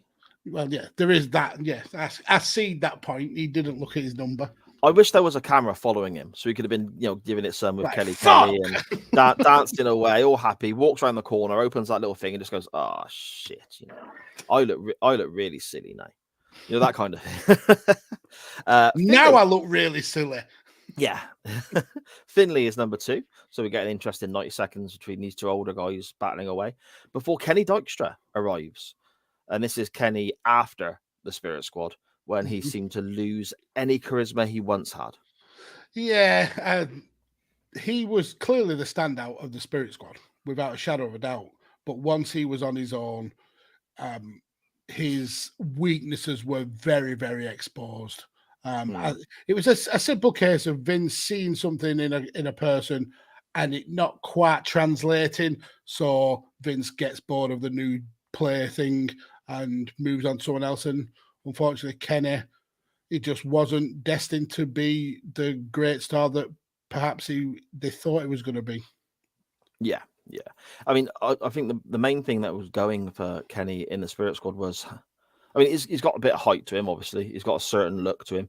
But for me, it was the fact that he was so young. They constantly hammered that home, so that must have appealed to them. And that top rope leg drop he could do. That aside, I can't remember anything about what he did in the ring. I remember he battle rapped John Cena outside an arena. Oh, yeah. But that he wasn't in the Spirit Squad at that time. And I remember he was being pushed as he was going to be the youngest WWF champion when he was part of Spirit Squad. But yeah, there was just the best thing about Spirit Squad was when they got shipped back to Ohio Valley Wrestling. Yes. Jim Cornette hated that, by the way. Have you heard Cornette rant about this? Yeah, he did. Yeah. I mean, Cornette rants about absolutely anything, but yeah, I'd heard it. I must be getting old because I find myself agreeing with Cornette more and more, Oof. About wrestling and not all of it, but yeah. Number 4 is Matt Hardy, and he is quickly followed by Edge. So already we've got Ric Flair, Finley, all right, Kenny, we can forget. But, Matt Hardy and Edge there, that's pretty substantial already, isn't it? For the first 4 or 5, yeah, absolutely. It's started off hot. We've got a little bit of a revisit of the Edge versus Matt Hardy storyline. So there's a lot of good action in this first few minutes. Flair gets a couple of chairs, and it seems like he's setting up for the concerto. Yeah, or in his mind, he is. I don't think anyone else knew that was going to happen. No, because Kenny Dykstra kicks the chairs straight back out of the ring. But yeah, this was when Edge had been going round concertoing everybody. So Flair was trying to get a bit of payback, but Kenny ain't about that life. He says, nope, you win this Rumble fairly, Flair, like you did in 1992. Yes. Oh, what a Rumble that was. Kenny's eliminated. Sorry, Flair's then eliminated by Kenny. And then he is then eliminated by Edge. Yeah. And rightfully so. We don't need him hanging around, do we? I mean, I would rather Flair stayed in, but it is what it is. Yeah, I suppose. We then get the first Royal Rumble entrance from the ECW brand ever, in theory, because their own TV show didn't exist back in the 2006 Rumble. No, it didn't. No, so we had Tommy Dreamer being the first, and he's quickly followed by Sabu, who naturally, being in a Royal Rumble, does the most logical, tactical ploy that you could have going into a match like this, and that's get a fucking table out. Makes zero sense whatsoever, but something's going to happen soon, don't you? Exactly. And the person who sets up the table is going to go through the table. Yes. In a similar way, I suppose, to Kenny Dykstra earlier, we have somebody come out now in Shane Helms who may have been decent in the ring, but when he's not wearing green, kind of loses a little bit of the charisma. I mean, he was good in 3 count as well. Yeah, that's true. Yeah, I enjoyed 3 count. He was a great singer, obviously.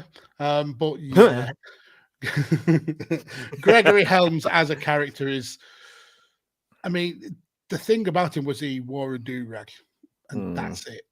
And the nickname as well. JBL describes him as SmackDown's best kept secret. That's not something to be fucking proud of, is it? Especially the fact that he's been wrestling for like a decade already, and he's somebody's secret. Yeah, but amazingly talented wrestler, but just no character here. The Hurricane is way better. Yes, indeed. Shelton Benjamin follows him, and he's another one who just always seems to be missing something, but he could have been a huge star. I mean, he was a big deal. Let's be honest, Intercontinental title reigns, tag team title reigns, fantastic matches. He should have been a world champion. Yeah, it's just missing a little something, wasn't he? He had the look.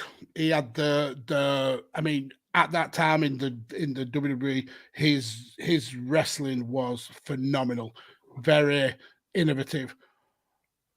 But maybe it's enough coming down to character again and charisma. Maybe he just didn't quite have it. But yeah, he should have earned way more plaudits than he got. Yeah, without a doubt. At this point, I kind of noticed that the ring's filling up. And it is. We're waiting for a big man. We are, but it's a little bit different this time. But whenever we cover Royal Rumbles, we tend to find that they can be quite sort of, they run to a similar formula most of the time, don't they? Formulaic, yeah. Ring fills up with lower level guys. Bigger name comes in, clears the ring, and it fills back up, and so on. So I was expecting that, but I mean, here number 10 is Kane.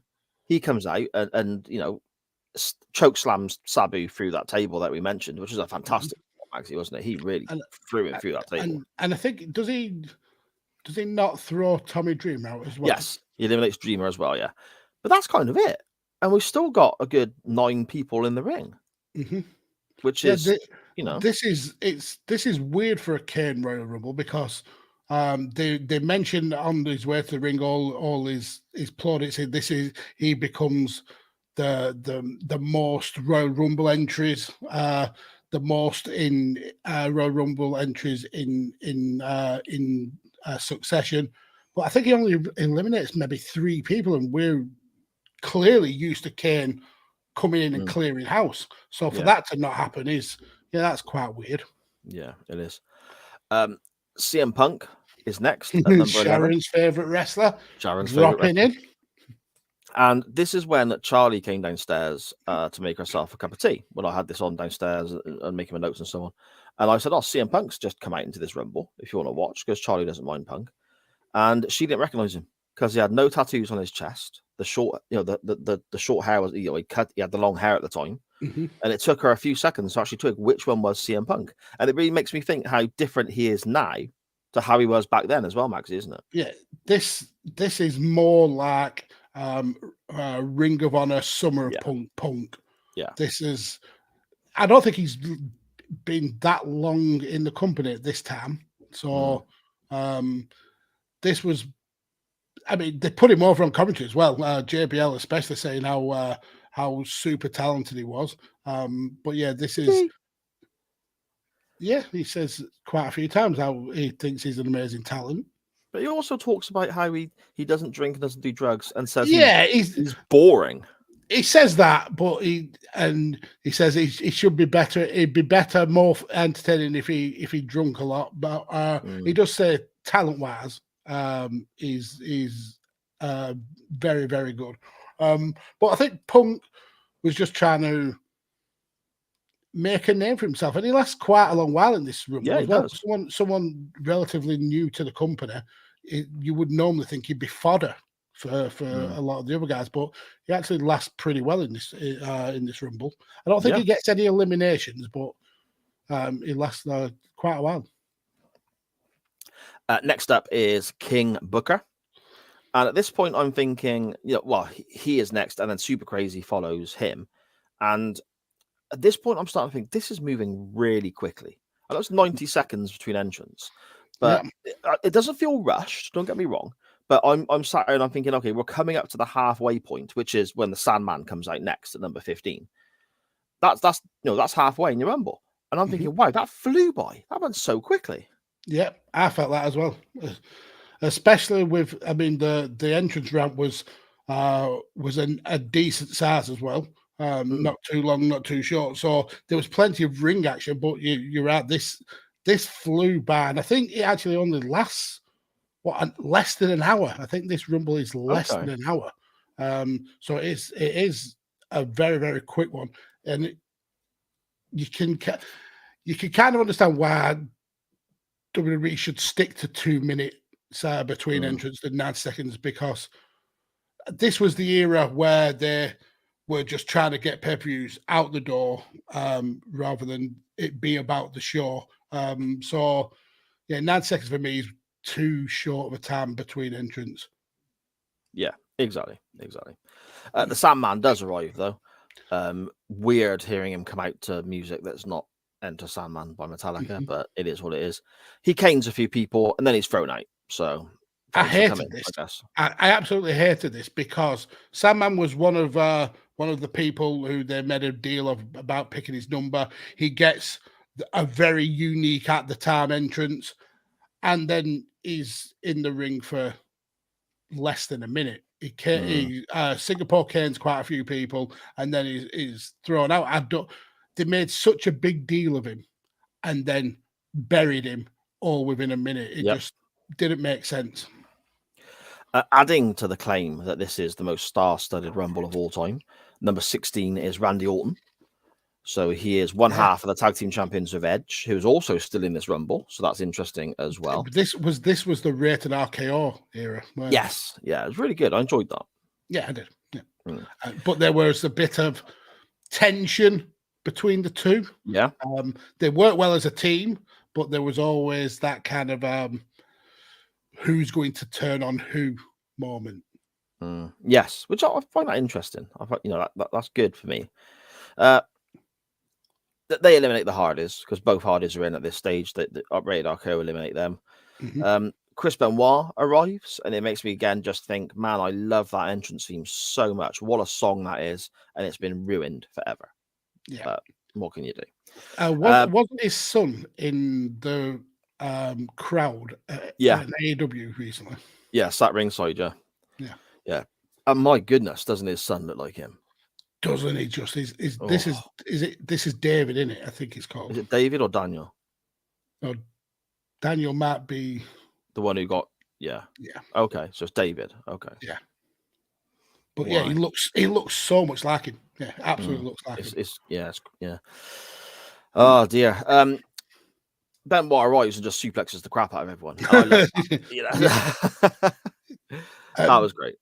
Yeah, I mean Booker T's when he gets German, the effort on his face. I mean Booker T's great at pulling faces as it is, but the arms spread out like an eagle, and the fear in his face. Yeah, it really sells the Germans. RVD is next, and again I got another note here saying, how deep is this roster at this point? Yeah. Granted, we've got 3 brands in ECW, SmackDown, and Raw. And I remember SmackDown, the mid card in SmackDown, feeling a bit weak in the sort of mid 2000s. But when you see it like this, and you've got 30 guys in the Rumble, this is some list of talent, isn't it? This aside from Gregory Helms and Kenny Dykstra, they're the only 2 fillers that have been in here so far. Yeah. All the rest of these were legitimate stars. Indeed. And then in comes Big Vis. Oh dear me. Well, before that, we get a little bit of shenanigans with Kane and Booker T, don't we? We do. Yes.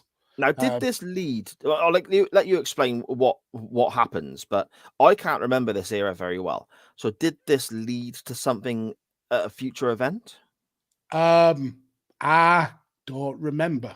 I'm sure Dan in the chat will know because he's our Kane historian. But essentially, Booker T is eliminated by Kane, and Booker is not happy about that whatsoever. And he actually gets back in the ring, beats up Kane, and throws Kane out, which was weird seeing Kane eliminated like that. I mean, a relatively easy elimination. But it is in the rules that somebody can re-enter. It's the Hogan rule, I assume. where someone who's been eliminated can help eliminate someone else. Yeah. So yeah, Dan, did this lead to a feud between the two? I mean, King Booker. You tend to find what happens at the Rumble kind of gives you direction to where we're heading at WrestleMania. So did Kane and Booker T wrestle at WrestleMania 23? I don't know. I can't think what either of them were doing. I'm going to quickly look. Okay. Whilst you're doing that, we have No Way Out. Kane defeats King Booker. Okay. No Way Out. So that would be the next pay-per-view. Yeah. And then at WrestleMania, let's have a look at. I don't think that Kane and Booker. Yeah, because King Booker was in the Money in the Bank ladder match, and Kane faced Great Khali. So okay, yeah. So yeah, so it led to a No Way Out filler match. Well, there we go. Like you mentioned, Magsy, at number 19, we get Big Vis dressed in white doing his best Stay Puft Marshmallow Man impression. He's a sexy big man. He is indeed. Vis. I especially like the gap in his front teeth where you could fit a pound coin.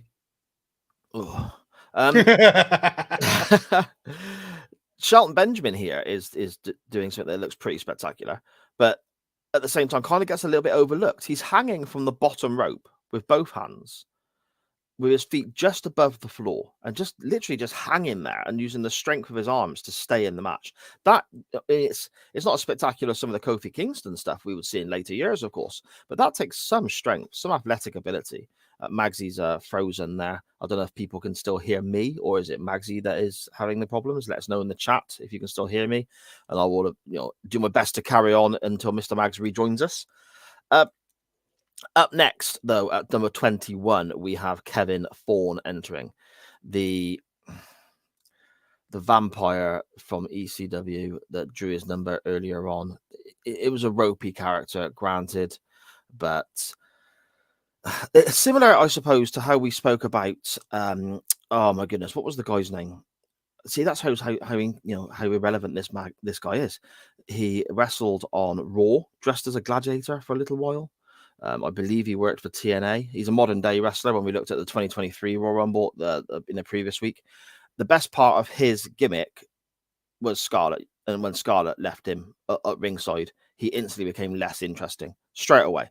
I got that feeling with Kevin Thorne, the vampire character here as well. And I wanted to like the guy. I thought the red suit, the light, Dan Griffin in the chat there, carrying cross, course it was. Thank you so much. I don't know why that slipped my mind there. Kevin Thorne, again, the music was good, the red suit was good, the hair was, and all this sort of stuff. He could have been something decent, but there was, again, just something missing. And I think the lady's name was Ariel, his valet, girlfriend, whatever, the female vampire who escorted him to the ring. Now, she added so much to this character. So when she disappeared and it just left Kevin Thorne, that was it. Instantly less appealing to me. And not just because this last looks a certain way. So don't start penning that on me there. Number 22, we have Bob Holly coming out. And at this point, we've got 11 in the ring. So this is, again, a huge number. So I'm expecting a big name or a large competitor to come out very soon and clear the ring in our normal sort of Royal Rumble sort of way it works, the way we normally see these things happen. Number 23, though, is Shawn Michaels in his hometown. And at the time, Shawn was in or around the main event picture. And again, it's Shawn Michaels. It's one of the best of all time to do it. But I never really picture Shawn as being somebody who comes into the Rumble and eliminates loads of people. I mean, I think we get a bit of that in 96 when he was the number one babyface. But here, I didn't really think it was going to be, the aspect to his character. I didn't think we were going to get that. He eliminates Finlay, who by this point has lasted 32.5 minutes, we're told, and eliminates Shelton Benjamin before just starts fighting with other people. Viscera, as this is going on, gets eliminated by 9 people. They throw him over. I think Shawn is supposed to get involved in that, but kind of misses his cue, and he joins the big group too late to actually eliminate him. He runs over, but misses it a little bit late. I think Mr. Mags is just returning here, hopefully so. Mags, are you back? Hopefully so. Yeah, all of my internet shut down then. Every single one of my Wi-Fi's went. So apologies, folks. No, it's good that you're back, mate. You there? I am here. Yeah. Okay. Great stuff. Great stuff. Where are we up to? Shawn Michaels has entered. Finlay and Shelton Benjamin and Viscera are out. Morrison and Kevin Thorne follow very quickly. I've missed Kevin Thorne. Yeah. Fuck's sake. I was making comparisons to Karrion Kross in that there was something about the guy. He had a certain look, but his female companion added so much to this character. And as soon as they were Ariel, that's right. As soon as she wasn't present anymore, the interest in this particular wrestler plummeted for me. So Dan said in the chat that Gangrel is the best vampire in wrestling. He was at North Wrestling this weekend, I think. Oh, was he? Yeah, him, Scotty Too Hot Air. I think Mercedes Martinez was there. The Cultaholic guys have been promoting the hell out of it, and apparently it was a really, really good show. Oh, brilliant stuff! One of the best entrance themes of all time as well. Gangrel, the Brood theme, brilliant stuff. The Brood theme is amazing. Yeah. There's a moment here with RVD that tickled me, and you got to sort of keep an eye on him because we're getting the shot from, I suppose, what the hard cam is, the one that's a bit further back, so we can see all the ring.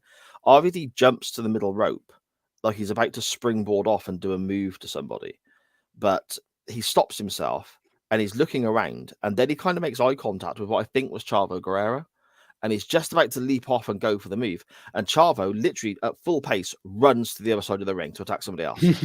so Rob Van Dam then just has to slowly lower himself back off the ropes and hope no one's noticed. It's brilliant. Chavo, I ain't having none of that bullshit. Yeah. We then see MVP making his entrance, and Carlito arrives as well. And again, I'm looking at it and I'm thinking, man, this roster is just it's so deep at the moment, isn't it? I mean, yeah, Carlito. I mean, he was so underappreciated in his initial run. He was brilliant. I think he won the US title in his first ever match. Yeah. The guy was a badass, and to see him come back recently, and apparently signed a full-time contract, so he'll be back on TV pretty soon. Nice. Yeah, Carlitos, he was cool as fuck. Apparently, he rocked the boat a bit backstage because he was, so to say, very popular with the divas, as they were called then, the WWE divas, and he wouldn't, from what I can gather. Share. Well, no, he wouldn't limit himself to one relationship at a time, apparently. So this caused numerous arguments backstage, is what I've read. He was a young man. He was. He had a lot of good oats luck to the sow. There you go. The ring, as I said, is still fairly full. We don't really get any proper ring clearing moment in this Rumble until kind of now, when we get the entrance of the Great Khali at number 28. The music hits. He comes walking to the ring, this huge monster of a man. Everyone stops to sell him arriving, and it feels like we've got a real big moment here in this match. And it's followed up by Khali throwing a series of the worst headbutts I've ever seen in my life. And then the worst ninja chops that you've ever seen in your life. Absolute shit. Yeah. I mean, it's a typical Vince McMahon thing, though, isn't it? The guy's huge, and Vince gets a massive stiffy about that. But his wrestling talent, it was secondary to Vince. The fact that he put the world title on him multiple times that's a crime against humanity. Wrong side again. That big gold belt there that Big Bob is sporting right behind me. Disgusting that Khali was anywhere near that. I mean, he wants to get into that Indian market, and he's tried multiple times, and Khali was that guy. Yeah. Jesus. The Miz arrives at number 29. How weird was? Oh my goodness! This was poor young Miz. Nothing like the character that he is now.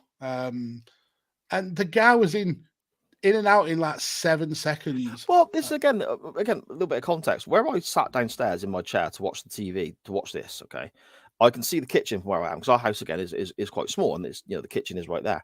Sharon has come downstairs from doing stuff up here, and still moving things around. Come downstairs, walk past me, start making herself a cup of tea, and I said, "Bloody hell, look at the state of the Miz here, Shah." By the time I finished that sentence, he was eliminated. He was out. Yeah. I mean, what a jobber. I mean, Miz is almost the ultimate glow up in wrestling. He come off the MTV thing. Everybody hated him backstage, and he just worked his ass off, Yep. became a real company guy, and he's a first ballot Hall of Famer. There's no ifs, ands, or buts about it. But that guy is golden in the eyes of WWE, and it all come from things like this, where he essentially paid his dues in the WWE rather than having to like work the indies, which is amazing. It's absolutely amazing to know we've watched his whole career from finish to whenever it ends, all in the WWE.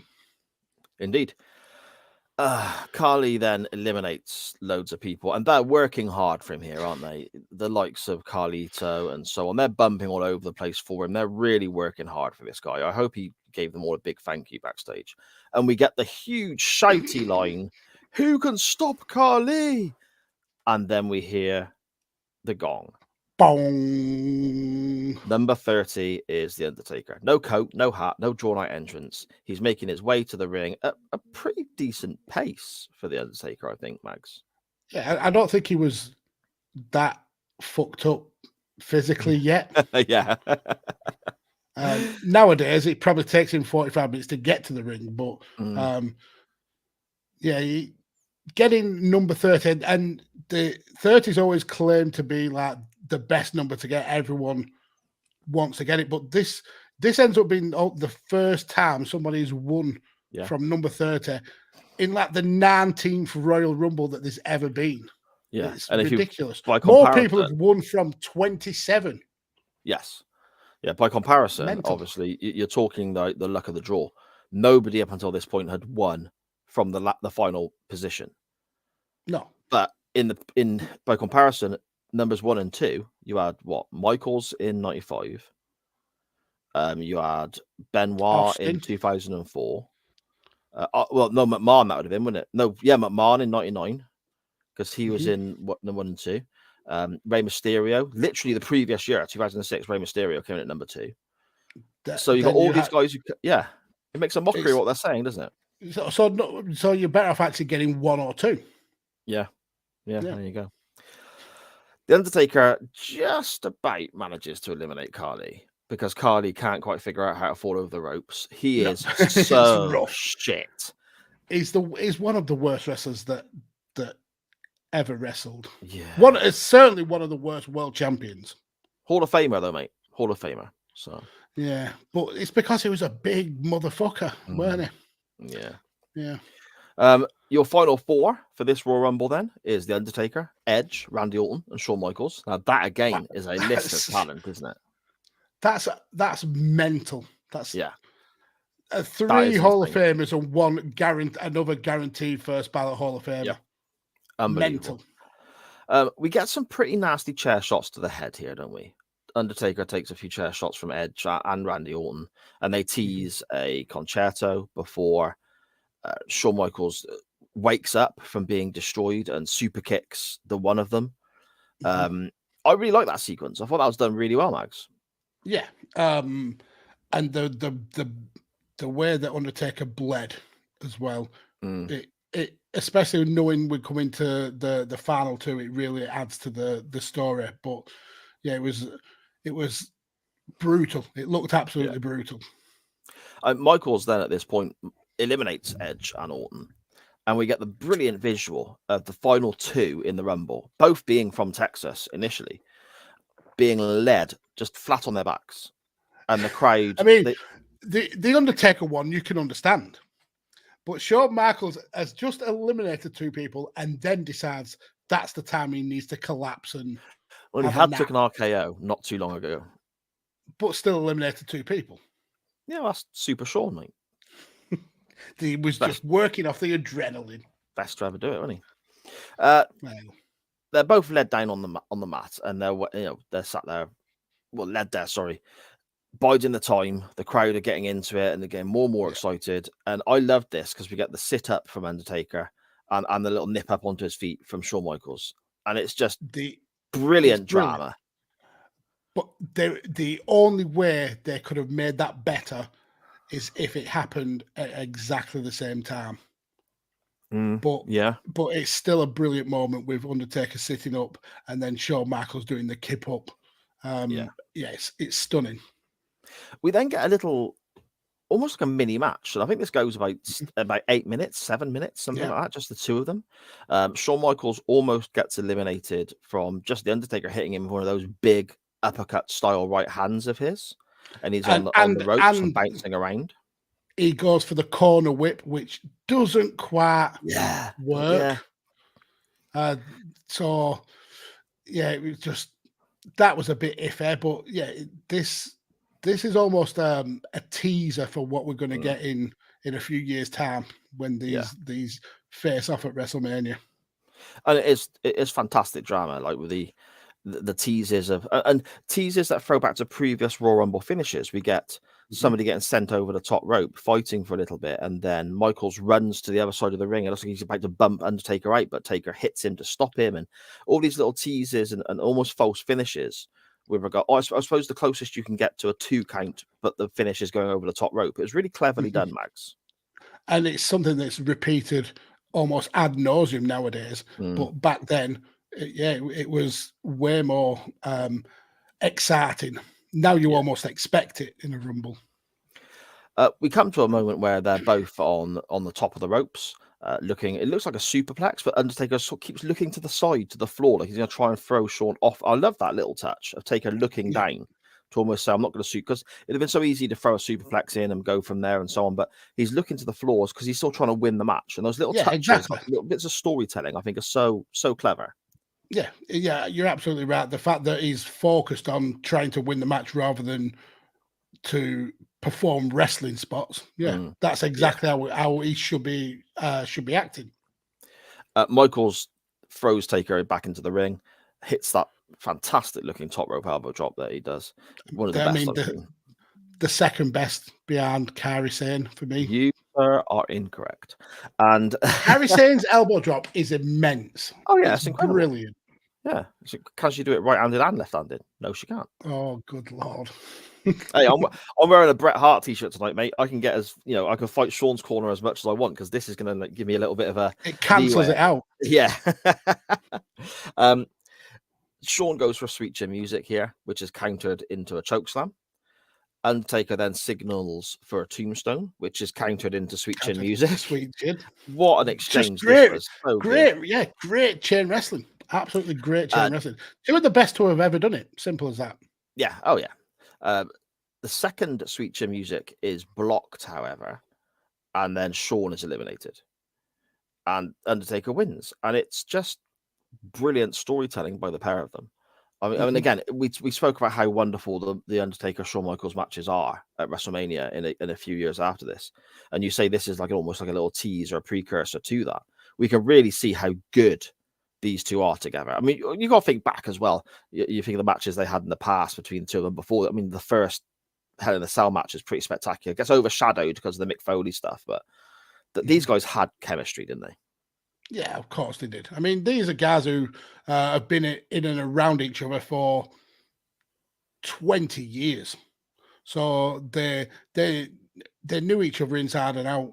But yeah, it was just a great end to a Rumble and really kind of sets the 2007 Rumble apart from a lot of other Rumbles where we don't get a lot of the punchy, kicky, clothesline stuff. We don't get massive amounts of clear outs by people. It's just booked very differently than you would expect a standard Royal Rumble to be booked. Yeah, so it does make it stand out. Yeah, without doubt. I suppose on that note, then, Magsy, out of 10, what are you thinking? It goes a little bit too quick for me for a Royal Rumble. There is a few issues with some wrestlers kind of missing the spots or making mistakes, but it's a bloody entertaining match. That there's enough standout moments in this to say that this is one of the better Royal Rumbles. I wouldn't say it's top 3, but it's certainly top 10, maybe top 5. I had a whale of a time watching this back, so this is a 9 for me. Ah, interesting. I've got 9 as well. Wow. I was toying 8.5, 9. Which way do I go? And just now talking through that closing section between Undertaker I and mean, Shawn that Michaels. closing section, if that was a match on its own, that's a great Superb. match. Yeah. Yeah. So yeah, absolutely brilliant stuff. Absolutely brilliant stuff. So then, Mr. Mags, where do you want to go next week? So the good thing with a Royal Rumble is you get a minimum of 30 different ways you can go. Mm-hmm. And I was reminded of something earlier in the week that I really think we should revisit on this show. So luckily with this amount of talent in the ring, I can easily link to it. So the link is going to be The Undertaker and Kane, because I want to go to the 1998 Survivor Series, where we had the Deadly Games tournament for the vacant WWF title. Kane and Undertaker were both in that tournament. Didn't really last that long, but the whole point of this tournament was it was arguably some of Vince Russo's best writing when it comes to telling stories, and it's quite possibly the best heel turn that we see in wrestling with The Rock at the end. So I want to focus on the main event, but obviously whilst on the show we're going to cover what leads up to that tournament and the matches beforehand. But yeah, so I want to go with the main event of The Rock versus Mankind from Survivor Series 1998 Deadly Games. Oh, I'll tell you what. There are certain times as well when we look at options for next week and so on. And I said to Sharon this afternoon when I was talking about chain wrestling in general, one of the highlights of my week is editing the podcast for the audio version and getting to put the music in and the sound effects and all that we can't use on YouTube because we get copyright strikes. Fuck you, YouTube. And that music there from the Deadly Game Survivor Series. Oh, that'd be fantastic. Brilliant. You know? Yeah. Lovely So stuff. don't put a vote up then. I've got it, mate. I've got it. Mine's really interesting as well. And again, it comes back to how brave do people want to be? I like to try and educate is the wrong word because I've never seen this match. So that'd be unfair for me to say. Great start, folks. He's never seen the match he's putting forward. Just remember that. No, I've seen quite a few. I've seen probably about 5 minutes of it earlier on. But I thought I want to stop watching this now because I want the first time I watch it to be if it wins the poll and we can all watch it for potentially a first time. Now, I like to go back in time, as people are well aware. And I know some people go, oh, God, bloody hell, old 80s wrestling and so on. But I think you can find, some of it is shite. Don't get me wrong. Of course it is. But there are hidden gems in there. Now, this match, I think, Magsy, you have to correct me if I'm wrong, but I think this might be the oldest match I've linked to so far. Oh, for fuck's sake. It's in black and white, folks. It's not in black and white. It's in color. And the reason I'm bringing it forward is because the creator of the Royal Rumble, Pat Patterson, is always heralded as being a wrestling genius. I think people call him like a wrestling Yoda. I see some wrestlers call him online, and he created the Rumble, used to help book them, and all. And everyone's amazing. How everyone knows how amazing. Apparently, is he a really good finish guy?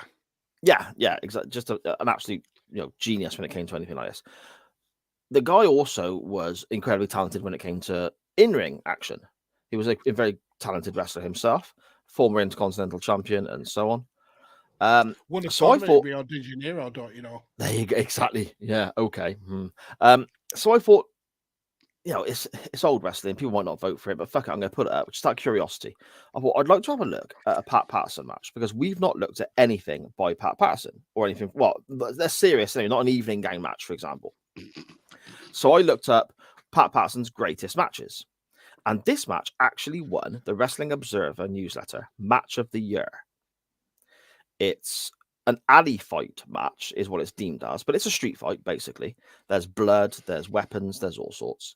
And I would like to go back to Madison Square Garden, the 4th of May, 1981.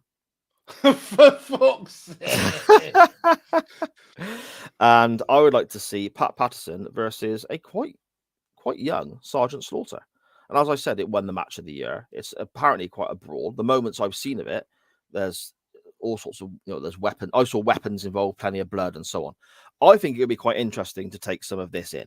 But at the same time, I really like the idea of looking at Survivor Series 98. So for me, this is a win-win. So there you go. Well, no, because that other match is going to be terrible. It's going to be filmed like it was on a Betamax. No. With potato in it. Yeah. Well, you never know, mate. You never know. That's the beauty of this show. We can check things out, and like I said, we can all look at something we may not have seen before. We can quite easily all go back and watch various WWE matches over and over again and talk about the same shit that every other podcast. Yeah, that sounds fun. Let's do that. Okay, let's not broaden our horizons as wrestling fans then. You ignorant fuck. Those are your options for next week's poll. We have The Rock versus Mankind, and also quite a bit of background stuff going on and so on from the show itself and the storylines entering into Survivor Series 1998. And we also have up against that the 4th of May 1981, Madison Square Garden, Pat Patterson versus Sergeant Slaughter in a wild, bloody street fight effort, which was the 1981 Wrestling Observer Match of the Year. Now, that match, I've got the full match via a link for Daily Motion. So if it wins, we will be able to watch it without having to subscribe. And also adverts every 5 minutes. Fun. I didn't get any adverts. Come on, folks. You know what the score is. We're watching. You're such a prick. You're such a prick. Okay, those are your options for next week. However, the poll will be up later in the week, as always. Speaking of changes and so on later in the week and so on, please remember Chain Wrestling Live 100 is a Sunday, 7 p.m. Sunday, August 30th. Not our usual Monday night slot. You're going to get sick of us talking about that and mentioning it and telling you it's on a different day and a different time, but we're going to keep doing it because I don't want you to forget, and we want everyone to join us on that particular night. It's going to be some good fun. Magsy, should we dive through the chat before we depart this evening? Yes, let's. So we'll go back to this. Connor says, update on the house. It's in a contract. A written offer has been accepted, so he's a beach bum to be. Congratulations to Connor and all of his family. Well done. Good stuff. Hope you enjoy Laugh on the Beach, sir. Scottish Danny saying, David Benoit appearing at AEW was awesome. CM Punk hugging him was like a full circle moment because Chris's last ever time on camera was face to face with CM Punk. Oh, yeah. Okay. Yeah, he was meant to face CM Punk, weren't he? The event, I think it was CM Punk. I think he was. Yeah, it was. That was for the. That was for that stupid ECW title as well, wasn't it? It was, yeah. Because John Morrison stepped in and won the championship. Yeah. Yeah. Scottish Danny says Kane versus Carly. Poor Kane. Oh no, yeah, that was the match that was that WrestleMania 23, wasn't it? Yes, yeah. That's right. Scottish Danny says Big Vis was brilliant. I miss him. He wasn't brilliant, Danny. He was shit. He was quite shit. You tried so hard to be gentle about that, then, didn't you? But just ran out of options. I don't like letting Danny down, but I also don't like lying to him. Fair enough. So there is that. Dan says Gangrel is the best vampire in wrestling. He's the only one I recognize. I don't recognize any other vampire in wrestling. Mm-hmm. Yeah. I mean, even the commentator was saying Kevin Thorne was a vampire-like character. They didn't refer to him as actually being a vampire. It's nonsense. So there is that. Scottish Danny says, no disagreements from me. Gangrel was the original and the best. And then Dan says he was at the North Shore and it actually was a banger. So right on all 3 counts. Yeah, amazing. Apparently it's going to be on, for people who want to watch it, it's going to be on Fart pretty soon. So if you've got a Fart subscription, you can catch the North Shore. I'm really gutted that I missed it because apparently it was an absolute banger. King's Pigs Banner says Vince McMahon loves big sweaty men. He absolutely does. Dan says the thing about Carly, he was so big he immediately made a credible champion. Oh, Magsy coughing his guts up. We've got to the last run through of the chat before you've proper gone as well. That's good going this week. Really good going. I'm proud of you, Mags. I know. I'm gonna go again once. dear me. Still coughing. You okay? Jesus. I think so for now. He said he made it look like a credible champion to look at winning that 20-man Royal Rumble, but it only worked once for about 3 minutes. Dan then says, I'm going to pick a Kevin 4 match, but I didn't. I picked out not just one match, a whole tournament that we can talk about and the stories leading into it. Dan Griffin, I'd like to go back in time. I'd be fucking impressed if you were watching matches from the future. Exactly. I mean, Sar goes back in time literally all the time. He doesn't like watching anything from the 90s onwards. It really boils his piss. No, 90s is all right. Some. Dan says Pat Patson's getting his vote. Oh, Jesus Christ. This has got draw written all over it. Don't make me watch. I'm going to put it to you now. I will not be watching the Pat Patterson match. So if it wins, I will just nod along, pretend I know what I'm talking about, but I'm not going to watch the match. I'm so putting my join foot down. me on my own next week. when he wins. King's Pig Blood also says time to go in the secret group, Dan. And Brilliant. Dan says also, Mercedes Martinez, Martina and Rio at the services the next day. Mercedes and Rio got a Costa. Martina, woman after my own heart, grabbed a Greg's. Brilliant. Did you get a sausage roll? Absolutely amazing. Dan says he'll step in if Pat Patterson wins. In fact, I'm going to watch the match now, but if Pat Patterson wins, Dan joins us on the show.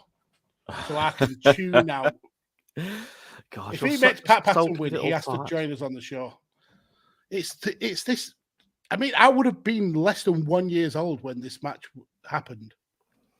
What did I say? It was May, didn't I? 1981. So I would have been. Oh no, I would have just been over 1 year old. Yeah. I'd have been about 3 months old. It's 40 odd years old of wrestling, sir. 42 years older. Yeah. Just because something's old doesn't mean it's shit, mate. I didn't say it may have been the best match ever, but the fact is, let's watch it and find out. Black and white. It's not black and white. Oh my goodness. Okay. On that note, before we depart, I will retweet it so everyone sees on Twitter as well. But there is Scottish Danny in his long leather jacket selling his dodgy VHS tapes. How brilliant is that? It's a Paul Heyman style long leather jacket as well. Brilliant. It is. It's a good look. Magsy, where can people find you online, my friend? Well, you can follow me on Twitter, but I don't care either way because I don't use it. Or you can follow me on that TikTok thingamajig at Podfarmer Mags, where you will get daily updates on my chickens. So yeah, come and follow me there. There we go. Anything I I'm made involved them look in? like Paw Patrol today, just to let you know. See, I need to find my logins again. I can't remember how to get into. You've got 2 fucking accounts. I know. I don't know what they are. I'll sort it out. I'll get back on there. Brilliant. Anything I'm involved in, you can find via the network that carries this show. So you want to be looking up at SJP World Media on Facebook, Twitter, and all that good stuff, and all your podcast players and platforms and providers where you want to be liking and subscribing as well. You don't want to be missing any of the shows, and the same goes for the YouTube content as well. Make sure you're liking and subscribing to the YouTube channel because we've got more and more live shows coming all the time. Literally yesterday I was working on a video for the beginning of the new football coverage, which is now set up, ready to go. They're joining us very, very soon. A podcast version of that is also coming as well. The Doctor Who pod, the Waiting Room podcast, Murder in Mind is back on a Friday morning. So much going on. There's too much to list. In the Corner, RSH, looking at modern day WWE, loads going on with the network. Make sure you're following and subscribing to all of that good stuff. But most importantly, you can find and follow this show on Facebook and Twitter at @chain_wrestling. That's at @chain_wrestling. Magsy, I'm off now to try and smooth things over with the wife after you pissed her off so much by making her sound like she likes CM Punk when she absolutely despises him. I'll see you next week, my friend. And I'm off to report Daily Motion for copyright claim for a Pat Patterson versus Sergeant Slaughter match. Bye, folks. Anytime the video wants to play, for the fucking love of God, third time lucky.